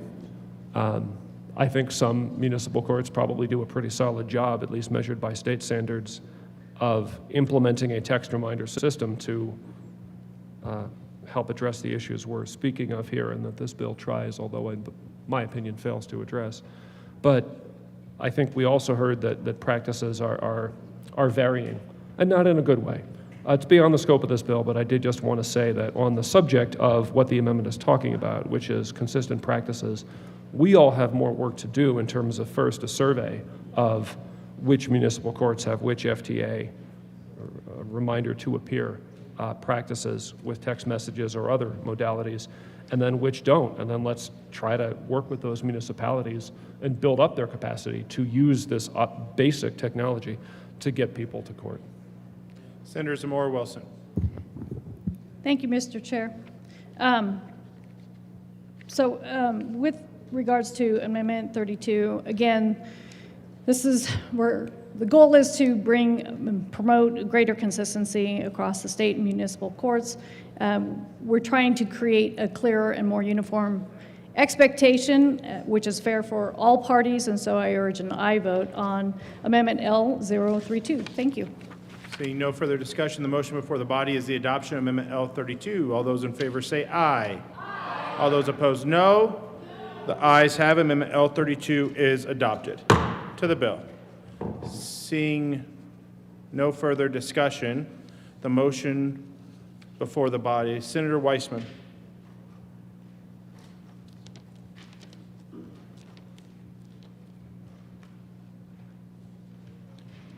Senatorial 5. Senator Weissman. Senator Mobley. Sorry, Mr. Chair, I was eating. So I wanted to come down and talk about this bill. I understand my good colleagues' intentions, but our trajectory of criminalizing homelessness isn't working. People aren't getting better. People aren't moving into a more productive space in life, and we have to change the way that we are addressing this epidemic. And I know you all have heard me say it before, but as the parent of somebody who has been homeless, who has been criminal justice involved, no amount of jail time would help him. All that would do is make him worse, make him less likely to recover, less likely to have a job, less likely to show up in court. And so I really urge a no vote on this bill, because I believe it is leaning in to something that we have been doing for years that we know isn't working and that is costing our state a lot of resources, not just money, but also human beings who are being punished for the crime of being sick. And I want us to stop doing that. And that's why I'm here. And this bill only makes that worse. And we really need to put our shoulder to the wheel of turning in the other direction and getting people into treatment and care. So I ask for a no vote. Senator Weissman. Thank you, Mr. Chair, and I appreciate the passionate advocacy of our colleague from Boulder. I'm opposed, notwithstanding the amendments, and I urge a no vote for some of the same reasons. You know, we talk sometimes here, well, who's registered what way on the bill. I think not for nothing, and to the senator from Boulder's point, the largest mental health policy advocacy organization in the state is registered opposed because they know that the people they care about are who we're talking about here. The state's official protection and advocacy organization, that's a status pursuant to federal disability law, is registered opposed because they know what's going on here. An organization of some counties is registered opposed. I actually saw an organization of municipal judges registered opposed as of last week. There was reference to law enforcement. I see one organization set up in the system that we all look at sometimes. They're signed up Monitor. It's not exactly a ringing endorsement. We talked about some serious offenses down here. Everybody needs to understand that that stuff has never been in not just the bill, but the whole area of law that we're talking about. Anytime somebody is referencing a district attorney and their office, you are not talking about municipal court. DAs don't bring cases to municipal court. That's county court, more likely it's district court for felonies. There was a reference to retail theft. The state theft statutes allow aggregating of the value of things taken over time, and I think with good reason. We know that theft is in a pattern way sometimes, and we have seen fit going back to 2013 in bipartisan ways to step up the charge level for theft based on the value of what is taken. I think that's appropriate. And we have seen fit to acknowledge that where theft is in a pattern way and may happen a number of times to one or more merchants, sellers, victims, over a period of time, that for the sake of delivering the right consequences to somebody doing that, you should add those values up. I think that's fine. That's state law now. I think it honestly makes sense if municipalities choose to follow that thing that state law does. Again, they can do that under the case that we talked about from Westminster. They can't do more. So what does it come down to? It comes down to talking about, well, somebody should pay a bit of money bond and then they can go out. I mean, it sounds easy enough. The problem is when you really look at who we're talking about here, they don't have any money because they don't have a home, because they're probably struggling with mental illness, because they're probably struggling with addiction. So they're not going to get out. They're going to sit inside and probably decompensate with respect to whatever mental illness is going on and maybe take a plea whether or not they actually did what they're accused of, because that's what detention amounts to sometimes. And we're going to have more people backing up in our jails. Those of us paying attention to the DOC situation right now know that we have a challenge in our jails. We hear about this from our counties and their sheriffs, and rightly so. We've always had some number of people who are legally in the custody of the Department of Corrections sitting for some amount of time in our county jails. They're part of the system, and we pay them for that. Lately, for a whole mix of reasons, that number's gone up. And we've seen stuff in the papers, and counties aren't happy, and I understand why they're not happy, and some of us are doing a lot of policy work to try to address that. So it would be anomalous, as we do that policy work, as we try to not overutilize county jail capacity, which is a limited resource to be used for maximally protecting public safety, it would be anomalous to then fill this limited resource up with people who have committed some of the lowest level offenses that there are. County jails can be and should be used to hold people pending remand to the DOC for serious offenses. County jails can and should be used for people to serve time for misdemeanor offenses. Misdemeanor 1 is 364 days. That can include serious offenses like assault. Misdemeanor 2 up to 120. Again, those can include some offenses that somebody should have some consequences for. We need to save that limited resource for those things that we're talking about and not fill it up with people who are broken, mentally ill, addicted, broke, and in the shadows of society.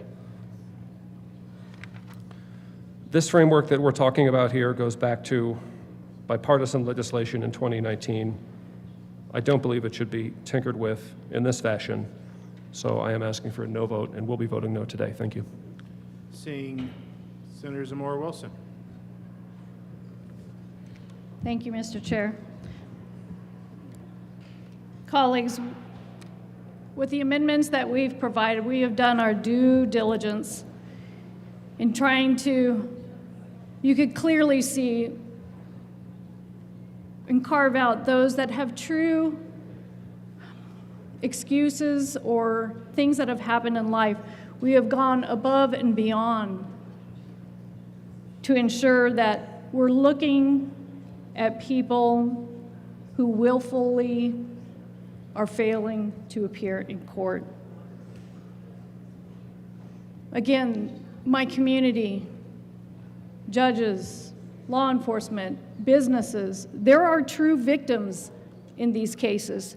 Justice delayed is justice denied for these victims, for these witnesses, and our community. This bill asks a straightforward question. When someone willfully and repeatedly fails to appear, we bumped it up to 5 times. In the same case, should the court have a meaningful way to respond? Senate Bill 26-112 says yes, but only in a limited, tailored, and fair way, and we've done that with these amendments. It focuses only on those who repeatedly and deliberately do not show up in court 5 times or more. In the same case, this bill provides carve-outs for defendants who are unable to show up to court for legitimate reasons, such as hospitalization. This bill does not punish class or status. It holds everyone accountable for their conduct. If a defendant misses court once, twice, 3 times, 4 times, 5 times, so regardless of the reason, judges, like I said, it's up to 5, sorry. Judges do not have discretion under this bill. They are not mandated. They have discretion to require a monetary bond. But if a defendant misses court 5 or more times, 5 times, even with the numerous safeguards in place to appropriately balance defendant's interest with the public interest, this bill gives judges discretion to require a monetary bond. Remember, it doesn't mandate the judge. This is not a bill that assumes every absence is blameworthy. It is not a bill that removes judicial discretion. It is not a bill that ignores due process. The measure was narrowed and includes safeguards precisely so that courts can distinguish between someone who truly does not appear versus someone who has established a pattern of refusing to comply. What we cannot do is pretend that repeated failures to appear do not matter. They do matter. They delay justice. They burden victims, witnesses, judicial staffing, law enforcement, and the taxpayer. They consume law enforcement resources, and they weaken public trust in whether court orders are actually enforced. This bill is a measured response. It supports accountability. It supports orderly administration of justice, and it supports the principle that court orders are not suggestions. As stated before, this bill has the support of the State Department of Public Safety, the State Patrol, judges, law enforcement, business owners, and citizens. Our community needs this. Our judges are begging for us to do something. They have hundreds of open cases that are sapping resources from the taxpayer. I respectfully ask an aye vote on Senate Bill 26-112. Thank you. Seeing no further discussion, the motion before the body, a division has been requested.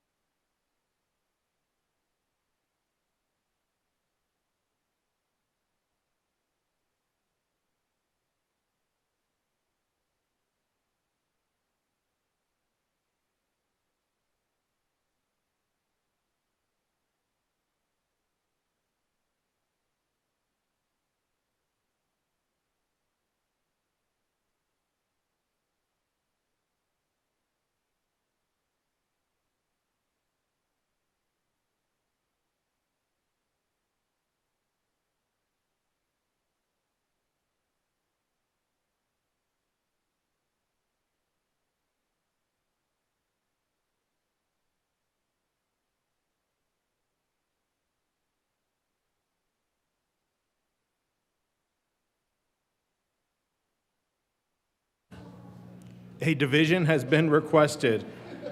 All those in the chamber not entitled to vote, please be seated.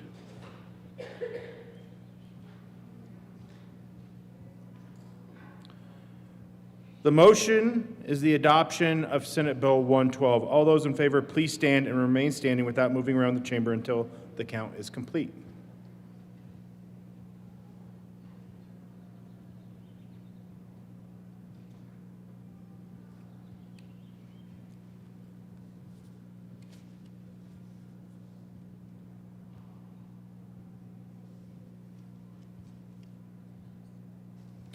Thank you. All those, please be seated.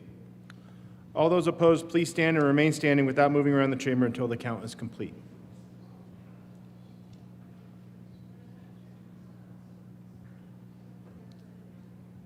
They are counting, or Kathy? Yes.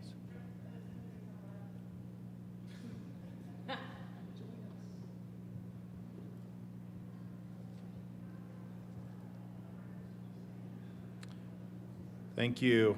Senate Bill 112 is lost.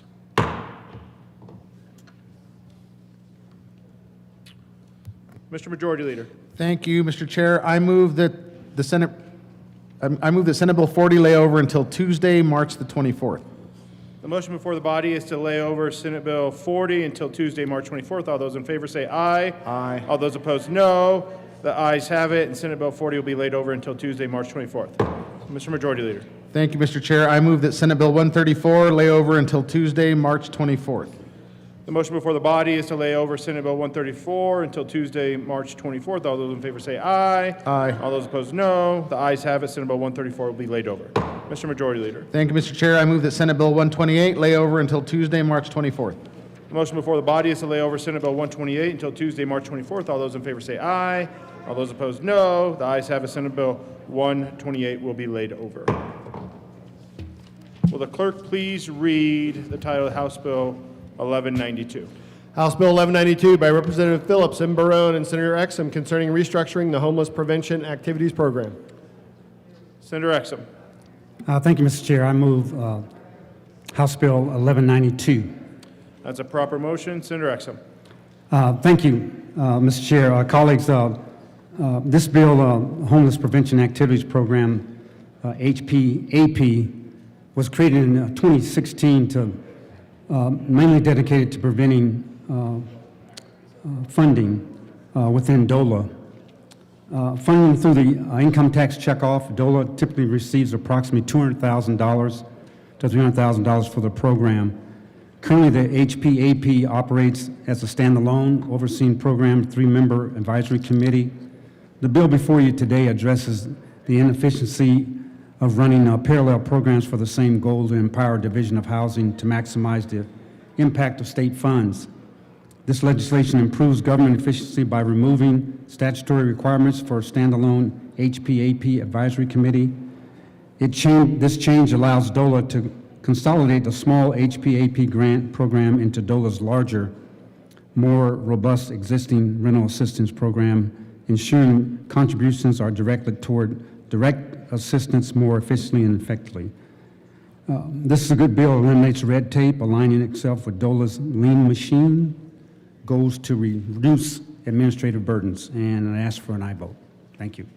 Seeing no further discussion, the motion before the body is the adoption of House Bill 1192. All those in favor say aye. Aye. All those opposed, no. The ayes have it, and House Bill 1192 is adopted. Will the clerk please read the title of the Senate Bill 122? Senate Bill 122 by Senators Pelton R. and Roberts and Representative Winter T. concerning liquid fuels and in connection therewith increasing the maximum amount of liability of the Petroleum Storage Tank Fund for individual incidents and allowing the Director of the Division of Oil and Public Safety to adopt a rule or issue policy guidance that provides exceptions to specific requirements established in an ASTM standard for petroleum products. Senator Roberts. Thank you, Mr. Chair. I move Senate Bill 122. That is a proper motion. There is an amendment at the desk. Will the clerk please read Amendment L2? Amendment L2, amend printed bill page 3, line 24. Thank you, Mr. Chair. I move Amendment L2. That is a proper motion. Tell us about Amendment L2, Senator Pelton. So part of the bill has to do with a fund for if you have underground storage tanks that need a cleanup. In the bill, it was increasing the size of that fund, but what this amendment does is take that amount away and actually gives discretion to the department head and a committee to set that limit on, each different site may be different. So it's just giving more discretion to the director. Is there any further discussion on Amendment L2? Seeing none, the motion before the body is the adoption of Amendment L2. All those in favor say aye. Aye. All those opposed, no. The ayes have it. Amendment L2 is adopted. To the bill. Senator Pelton. Thank you, Mr. Chair. So the main reason for bringing this bill is a fix to statute. There's a little blip in statute that some new inspectors were going out and finding fuel storage tank pressures were too high. And they were shutting down some of our fuel distributors out in rural Colorado where they get their fuel from other states, and was going to make it to where every ounce of gas had to come from the Front Range from Suncor, which was going to put fuel on the road that much further, more liability, and could create shortages when we get into the summer and the operating season for agriculture. So we were able to get a grant, a waiver granted until April 15th.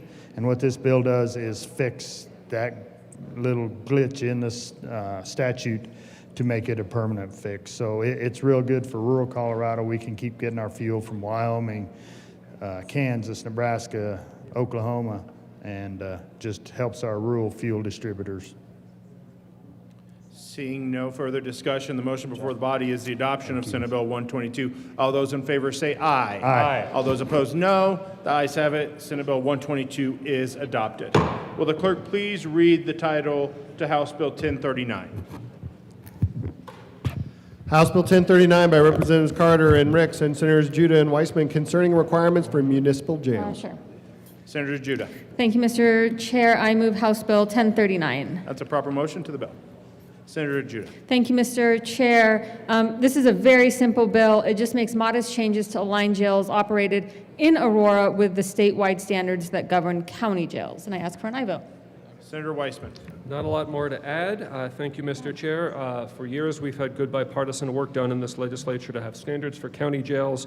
We've sort of omitted municipal jails. We do have one of those in our city. In the future, any member here may have such a jail in theirs. The point of the bill is just to say that comparable standards, for example, concerning pregnant inmates, should apply. We ask for a yes vote. Seeing no further discussion, the motion before the body is the adoption of House Bill 1039. All those in favor say aye. Aye. All those opposed, no. The ayes have it, and House Bill 1039 is adopted. Will the clerk please read the title of Senate Bill 83? Senatorial 5 has been requested.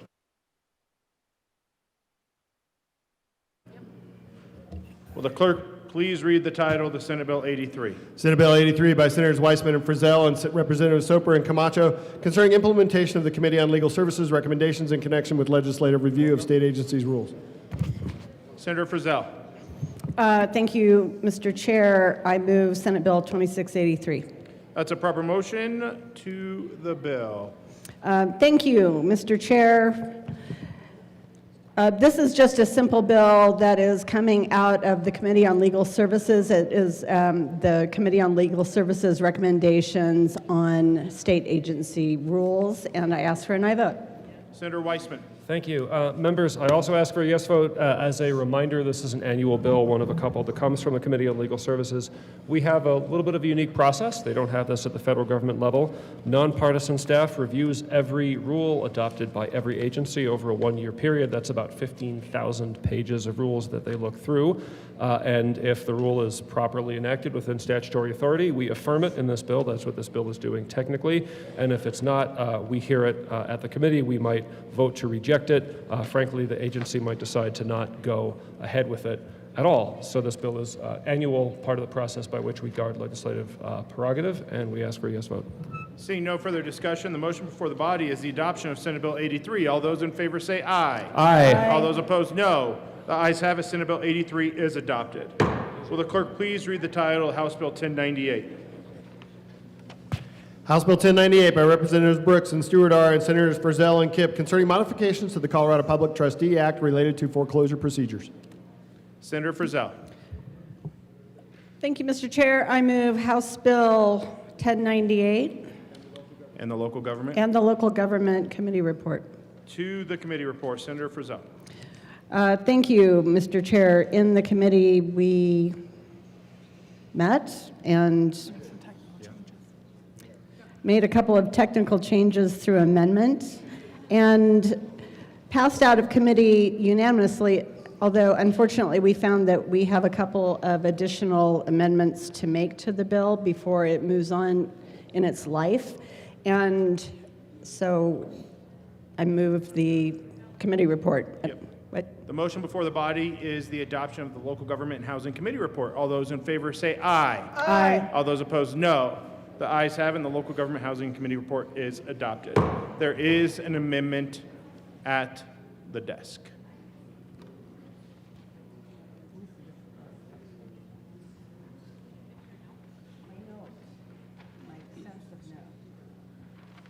Will the clerk please read Amendment L3? Amendment L3, amending Senator gross bill.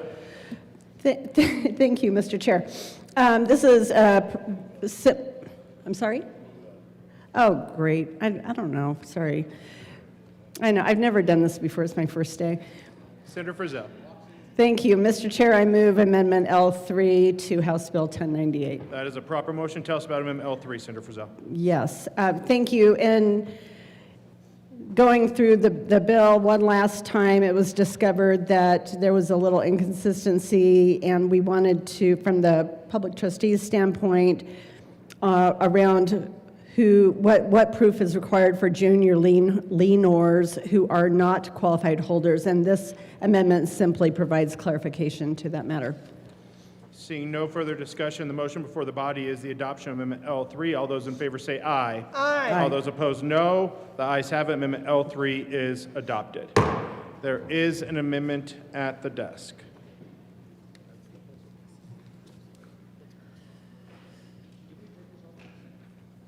Will the clerk please read Amendment L4? Amendment L4, Senator amending Frizzell. gross bill.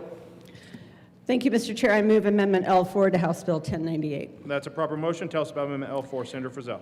Thank you. Again, this is a technical amendment, just making sure that all the language in the bill is aligned. So this just creates consistency around the 15 calendar days prior to the actual date of sale. And it just aligns it with the rest of the bill. And I ask for an aye vote. Seeing no further discussion, the motion before the body is the adoption of Amendment L4. All those in favor say aye. Aye. All those opposed, no. The ayes have it. Amendment L4 is adopted. To the bill. Senator Frizzell. Thank you. I'm not going to belabor. I have bullet points. I could go through all 17 pages of this bill because it is riveting. But I'm just going to give you the short story of this. Public trustees used to be separate from a treasurer's office, and several years ago, public trustees were statutorily just redefined as that function was brought into the county treasurer's office. And so, that said, there was statutory language around the role of public trustees, statutory language around the role of the treasurer. This bill essentially creates uniformity between terms and duties and all of the things public trustee. As a reminder, the role of the public trustee is a really important one. They are responsible for releasing deeds of trust if you have a mortgage on your property and you pay it off or refinance or whatever. They are also responsible for the foreclosure process and conducting public auctions, and they serve as a neutral third party in all of these matters. So with that, I ask for an aye vote on House Bill 1098. Senator Kipp. Thank you. I am grateful that my co-prime here has brought all of the technical expertise and background necessary to make sure that we're not doing anything untoward here, but this bill basically makes technical updates and clarifications to Colorado's public trustee foreclosure statutes, which is Title 38. The changes improve statutory consistency, modernize procedures, and provide clearer timelines and definitions without altering the underlying statute or underlying foreclosure framework. Again, I'm grateful to my co-prime, and we ask for a yes vote. Seeing no further discussion, the motion before the body is the adoption of House Bill 1098. All those in favor say aye. Aye. All those opposed, no. The ayes have it. House Bill 1098 is adopted. Majority Leader Rodriguez. Thank you, Mr. Chair. I move the committee rise and report. The motion before the body is to rise and report. All those in favor say aye. Aye. Those opposed, no. The ayes have it. The committee will rise and report.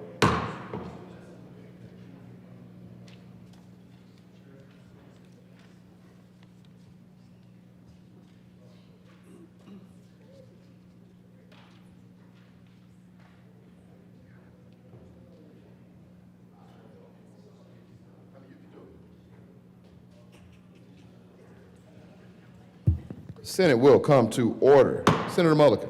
Thank you, Mr. President. The committee has met and had a number of bills under consideration. Will the clerk please read the report? March 23rd, 2026, Mr. President, your committee of the whole begs leave to report has had under consideration the following attached bills being the second reading thereof and makes following recommendations thereon. Senate Bill 122 as amended. Senate Bill 83 passed on second reading and ordered engrossed and placed on the calendar for third reading and final passage. House Bill 1192, House Bill 1039, House Bill 1098 as amended, passed on second reading and ordered revised and placed on the calendar for third reading and final passage. Senate Bill 40, Senate Bill 134, Senate Bill 128 laid over until March 24, 2026 and retaining their place on the calendar. Senate Bill 112 as amended, lost on second reading. Senator Mulligan. Thank you, Mr. President. I move for the adoption of the report. There is an amendment at the desk. Mr. Schaffler, please read S001 to Senate Bill 112.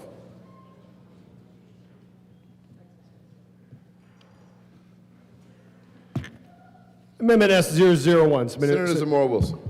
Thank you, Mr. President. I move S001 to SB 26-112. To the amendment.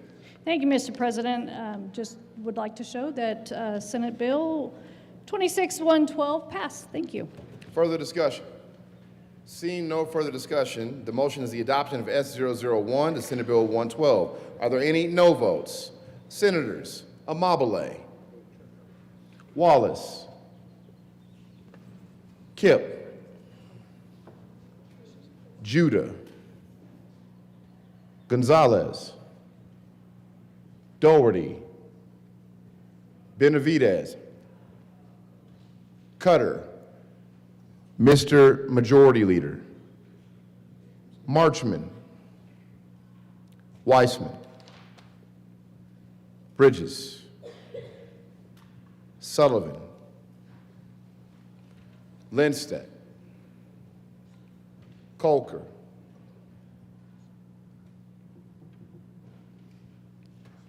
please add the President. With a vote of 17 ayes, 16 noes, 0 absent, and 2 excused, S001 and Senate Bill 112 is lost. Senator 5.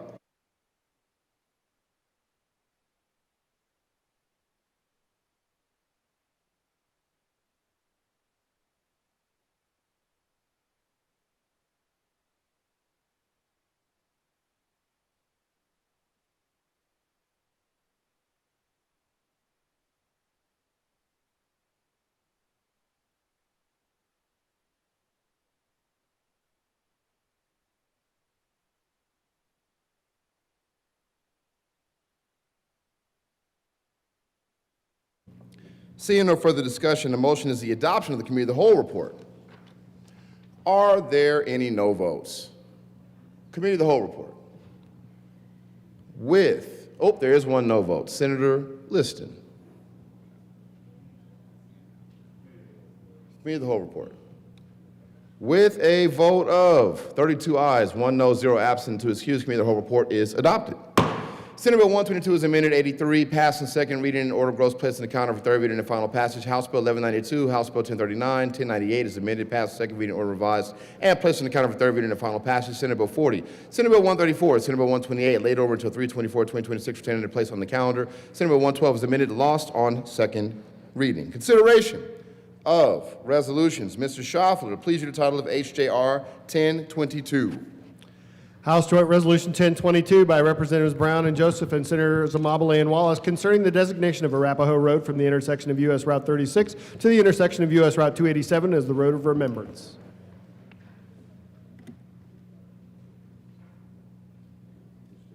Senator Wallace.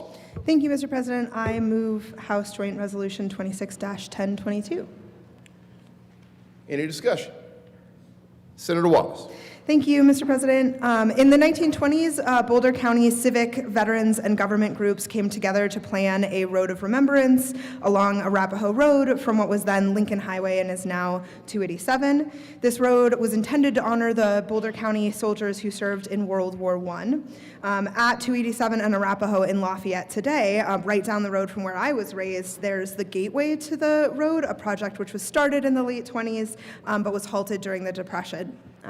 While recent development has threatened the integrity of that gateway, it has also spurred efforts to ensure the Road of Remembrance was formally recognized and our World War II vets are rightfully honored. And thus, we have this resolution today.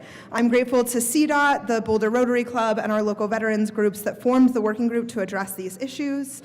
For me, it's a wonderful opportunity to join in recovering this conversation that started in my community nearly 100 years ago, and to honor the sacrifices of my home county's military members from World War I. Thank you, members, for your attention, and I ask for an aye vote. Senator Amabile. Thank you, Mr. President. And I just want to thank my good colleague from Boulder County. This has been a long time coming, and there has been a lot of debate about these stone pillars. And people have often asked, what are those there for? And this resolution will help to clarify that and bring some closure to the people who have worked so hard to make this happen. I would appreciate a yes vote.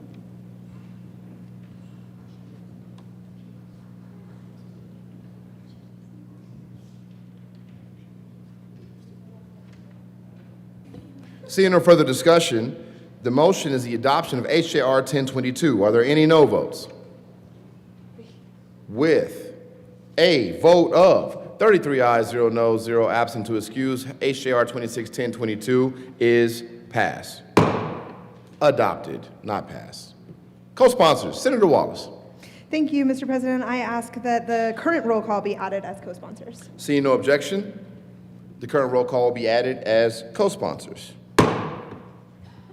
Mr. Schauffler, please read your title. Mr. Majority Leader. Thank you, Mr. President. I move to lay over House Joint Resolution 1017 until Tuesday, March the 24th.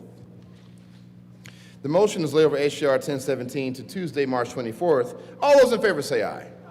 Opposed, no.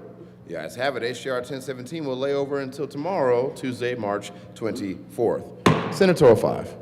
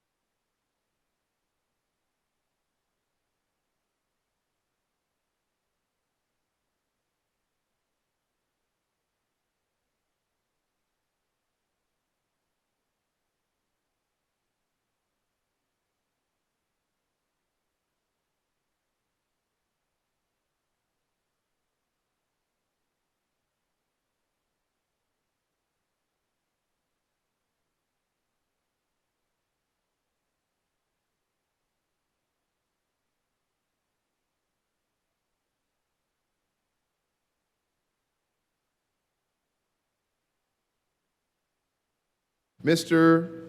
Majority Leader. Thank you, Mr. President. Having voted on the prevailing side, I move for the reconsideration of the Committee of the Whole report for General Order, second reading of bills. The motion is reconsideration of the Committee of the Whole report. All those in favor say aye. Opposed, no. The motion is adopted and reconsideration is granted. Does the committee chair have to move the report again? You need Mullica back. Mullica. You have to move the committee report again and then again do the amendment.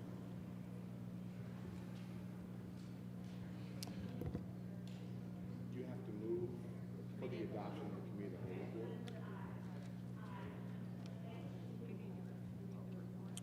On the cow amendment.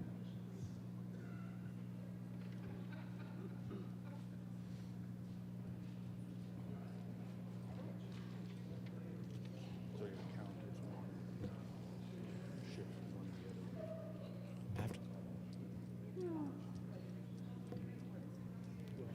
That's you.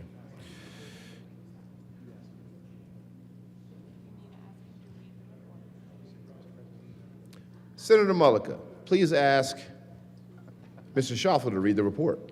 Thank you, Mr. President. The committee has met, considered a number of bills. I would ask the clerk to please read the report. March 23rd, 2026, Mr. President, in committee, the whole begs leave to report. It has had under consideration the following attached bills, being the second reading thereof, and makes following recommendations thereon. Senate Bill 122, as amended. Senate Bill 83, passed on second reading in order engrossed and placed in the calendar for third reading and final passage. House Bill 1192, House Bill 1039, House Bill 1098, as amended, passed on second reading in order revised and placed in the calendar for third reading and final passage. Senate Bill 40, Senate Bill 134, Senate Bill 128, laid over until March 24th, 2026, retaining their place in the calendar. Senate Bill 112, as amended, lost on second reading. Senator Mullica. Thank you. For the second time, Mr. President, I move for the passage of the report. There is an amendment at the desk.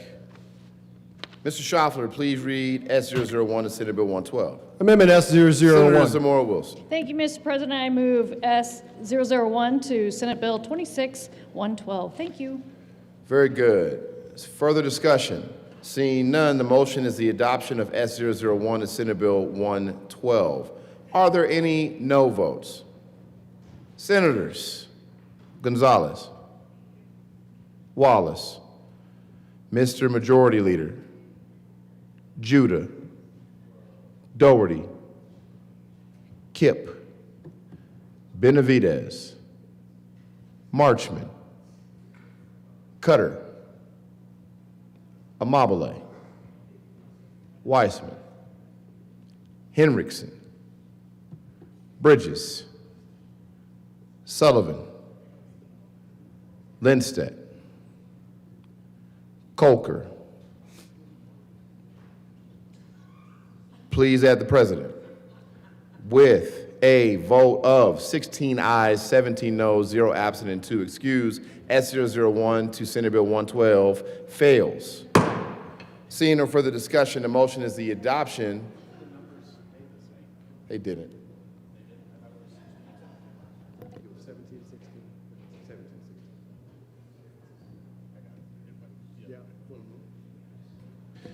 Seeing no further discussion, the motion is adoption committee of the whole report. Are there any no votes on the committee of the whole report? There it is. Senator listed.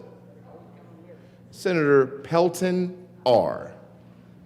With a vote of 31 ayes, 2 noes, 0 absent, and 2 excused, committee of the whole report is adopted. Senate Bill 122 is amended. Senate Bill 83 passed second reading, order gross place counter for third reading and final passage. House Bill 1192, 1039, 1098 is amended, passed second reading, order revised place counter for third reading and final passage. Senate Bill 40, Senate Bill 134, Senate Bill 128 laid over until 3/24/2026 and retaining their place on the calendar. Senate Bill 112, as amended, lost on second reading. Governor's appointments. Consent calendar. Mr. Schaffler, please read the appointments listed on the consent calendar. Members of the State Board of Health for a term expiring March 1st, 2027. Megan Hillman of Lamar, Colorado, to serve as a resident of the 4th Congressional District and an unaffiliated, occasioned by the resignation of Lisa Neal Graves of Parker, Colorado, appointed. For terms expiring March 1st, 2029. Laura Shunk of Denver, Colorado, resident of the 1st Congressional District and a Democrat, to serve as a member at large, appointed. Deborah Fitch of Parshall, Colorado, resident of the 2nd Congressional District and a Republican, to serve as a member at large, appointed. Eric Stiasny of Calhoun, Colorado, resident of the 3rd Congressional District and an unaffiliated, to serve as the County Commissioner, appointed. Stan Vanderwerf of El Paso, Colorado, to serve as a resident of the 5th Congressional District and as a Republican, reappointed. Christina Sue of Aurora, Colorado, to serve as a resident of the 6th Congressional District and as an unaffiliated, reappointed. Members of the Front Range Passenger Rail District Board, Denver Regional Council of Governments. Chris Nevitt, reappointed January 7, 2026. Term expires December 31st, 2029. Deborah Mulvey, reappointed January 7, 2026. Term expires December 31st, 2029. North Front Range Metropolitan Planning Organization, Tricia Cananico, reappointed on December 29, 2025. Terms expired December 31st, 2029.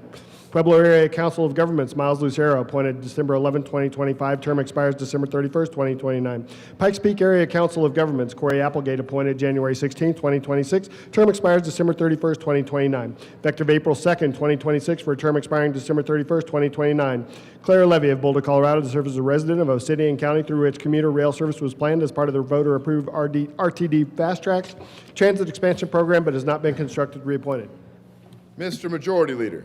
Whew, I'm not excited to say this. Thank you, Mr. President. I move for the appointments on all the consideration of governor appointment consent calendar, which are Megan Hillman of Lamar, Laura Shunk of Denver, Deborah Fitch of Parshall, Eric Stiasny of Cajon, Stan Vanderwerf of El Paso, Christina Suh of Aurora for the State Board of Health,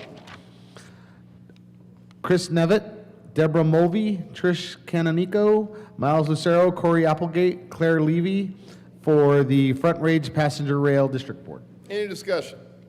Seeing none, the motion is a confirmation of the appointments on the consent calendar. Are there any no votes? With a vote of 33 ayes, 0 noes, 0 absent, and 2 excused, those appointments are confirmed. Message from the House. The House has passed on third reading and transmitted to the Revisor of Statutes, House Bill 1305. The House has passed on third reading and returns herewith. Senate Bill 50. House has passed on third reading and transmitted to the Revisor of Statutes, House Bill 1311, House Bill 1184, House Bill 1234, House Bill 1181, House Bill 1186, Senate Bill 39, and Senate Bill 84, amended as printed in House Journal, March 20, 2026. Message from the Revisor. We herewith transmit without comment House Bill 1305, without comment as amended, House Bill 1181, 1184, 1186, 1234, and 1311, without comment as amended, Senate Bill 39 and 84. Announcements. Senator Coker. Senator Amabile, what might you have to announce? I don't know. I'm going to give everybody 3 guesses, and the first 2 don't count. J, B, and C. The good senator from Denver wins the prize today. 1:30 across the street. Very good. Senator Coker. Thank you, Mr. President. Education Committee will be hearing one bill today at 1:30, House Bill 1090. Other bill on the calendar, House Bill 1050, will be laid over until Wednesday, March 25th. Very good. Senator Weissman. Thank you. Judiciary Committee is meeting at 1:30 in the Old Supreme Court room to hear one bill, 1232. See you there. Very good. Senator Rich. Thank you, Mr. President. Just in case, I'm going to ask for a moment of personal privilege. Granted. On your desk, colleagues, there's some paperwork, and there's also a nice business card holder, and that comes from the Executive Partnering to Invest in Children, also known as EPIC. They will be holding a legislative breakfast tomorrow morning in front of the Old Supreme Court from 8 a.m. to 9. Thank you. Very good. Senator Pelton R. Thank you, Mr. President. It's that time of week again. Including tomorrow, there's only 7 more Bible studies. So it's time you get in there and start soaking it up. We'll feed your soul, and then we'll feed your belly also. Senator, Mr. Minority Leader. Thank you, Mr. President. Just a reminder, tomorrow is National Agricultural Day at the Capitol. I think there's more potatoes coming. Very good. Senator Weissman. Thank you, Mr. President. I'm going to ask for a moment of personal privilege. Granted. Hope the microphone works. Members, Denver Post headline Saturday read, Denver sees hottest March day on record. It was 86 degrees at DIA, 95 degrees at the Ray Municipal Airport. Toasty out there in Peltonia.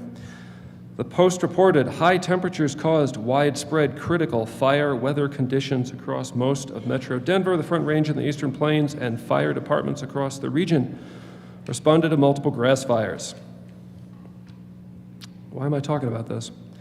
Because our natural climate isn't the only one getting hotter, and widespread critical fire weather conditions don't just threaten our forests, plains, and valleys. Our political climate is getting hotter too. I think we all know that, and we feel it even if we struggle sometimes to put it into words or prefer to not talk about it, hoping it will somehow go away. Used to be our politics would heat up every other year, maybe in particular once every 4 years, through the summer as primary contests went on, and then settle into a more predictable set of daily highs and lows as the leaves would settle onto the ground in October. Then after a November election, winter would come, temperatures would drop, and moisture would replenish the earth. Seems long ago, maybe even quaint, doesn't it? Politically as well as climactically. The increasingly tragic reality of our politics, however, like the increasingly tragic reality of our climate, is one of combustibility.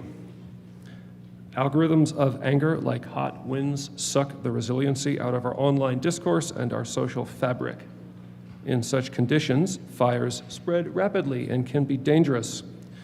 Partisanship, not participation, commands clicks. Division, not discourse, sells ads. Quarrel, not consideration. It's the stuff of quarterly earnings. In his famous speech to the electors at Bristol, Edmund Burke, often considered the founder of modern conservatism, put it this way: your representative owes you not his industry only, but also his judgment. I'm not a conservative, but I do agree with Mr. Burke on this point. It should be especially true in this chamber, where we fancy ourselves the more deliberative of the two chambers of the General Assembly. The exercise of judgment should not be met with threats of violence or death. When it is, the foundations of representative government are at risk of going up in smoke. In case I've been a little bit too metaphorical thus far, let me be clear what I'm talking about, and in so doing, I'm going to use language I wouldn't normally use in this well, but I'm going to do so to make the point.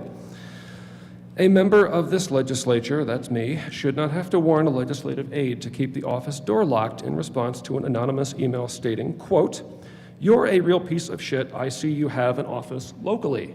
See you soon," end quote.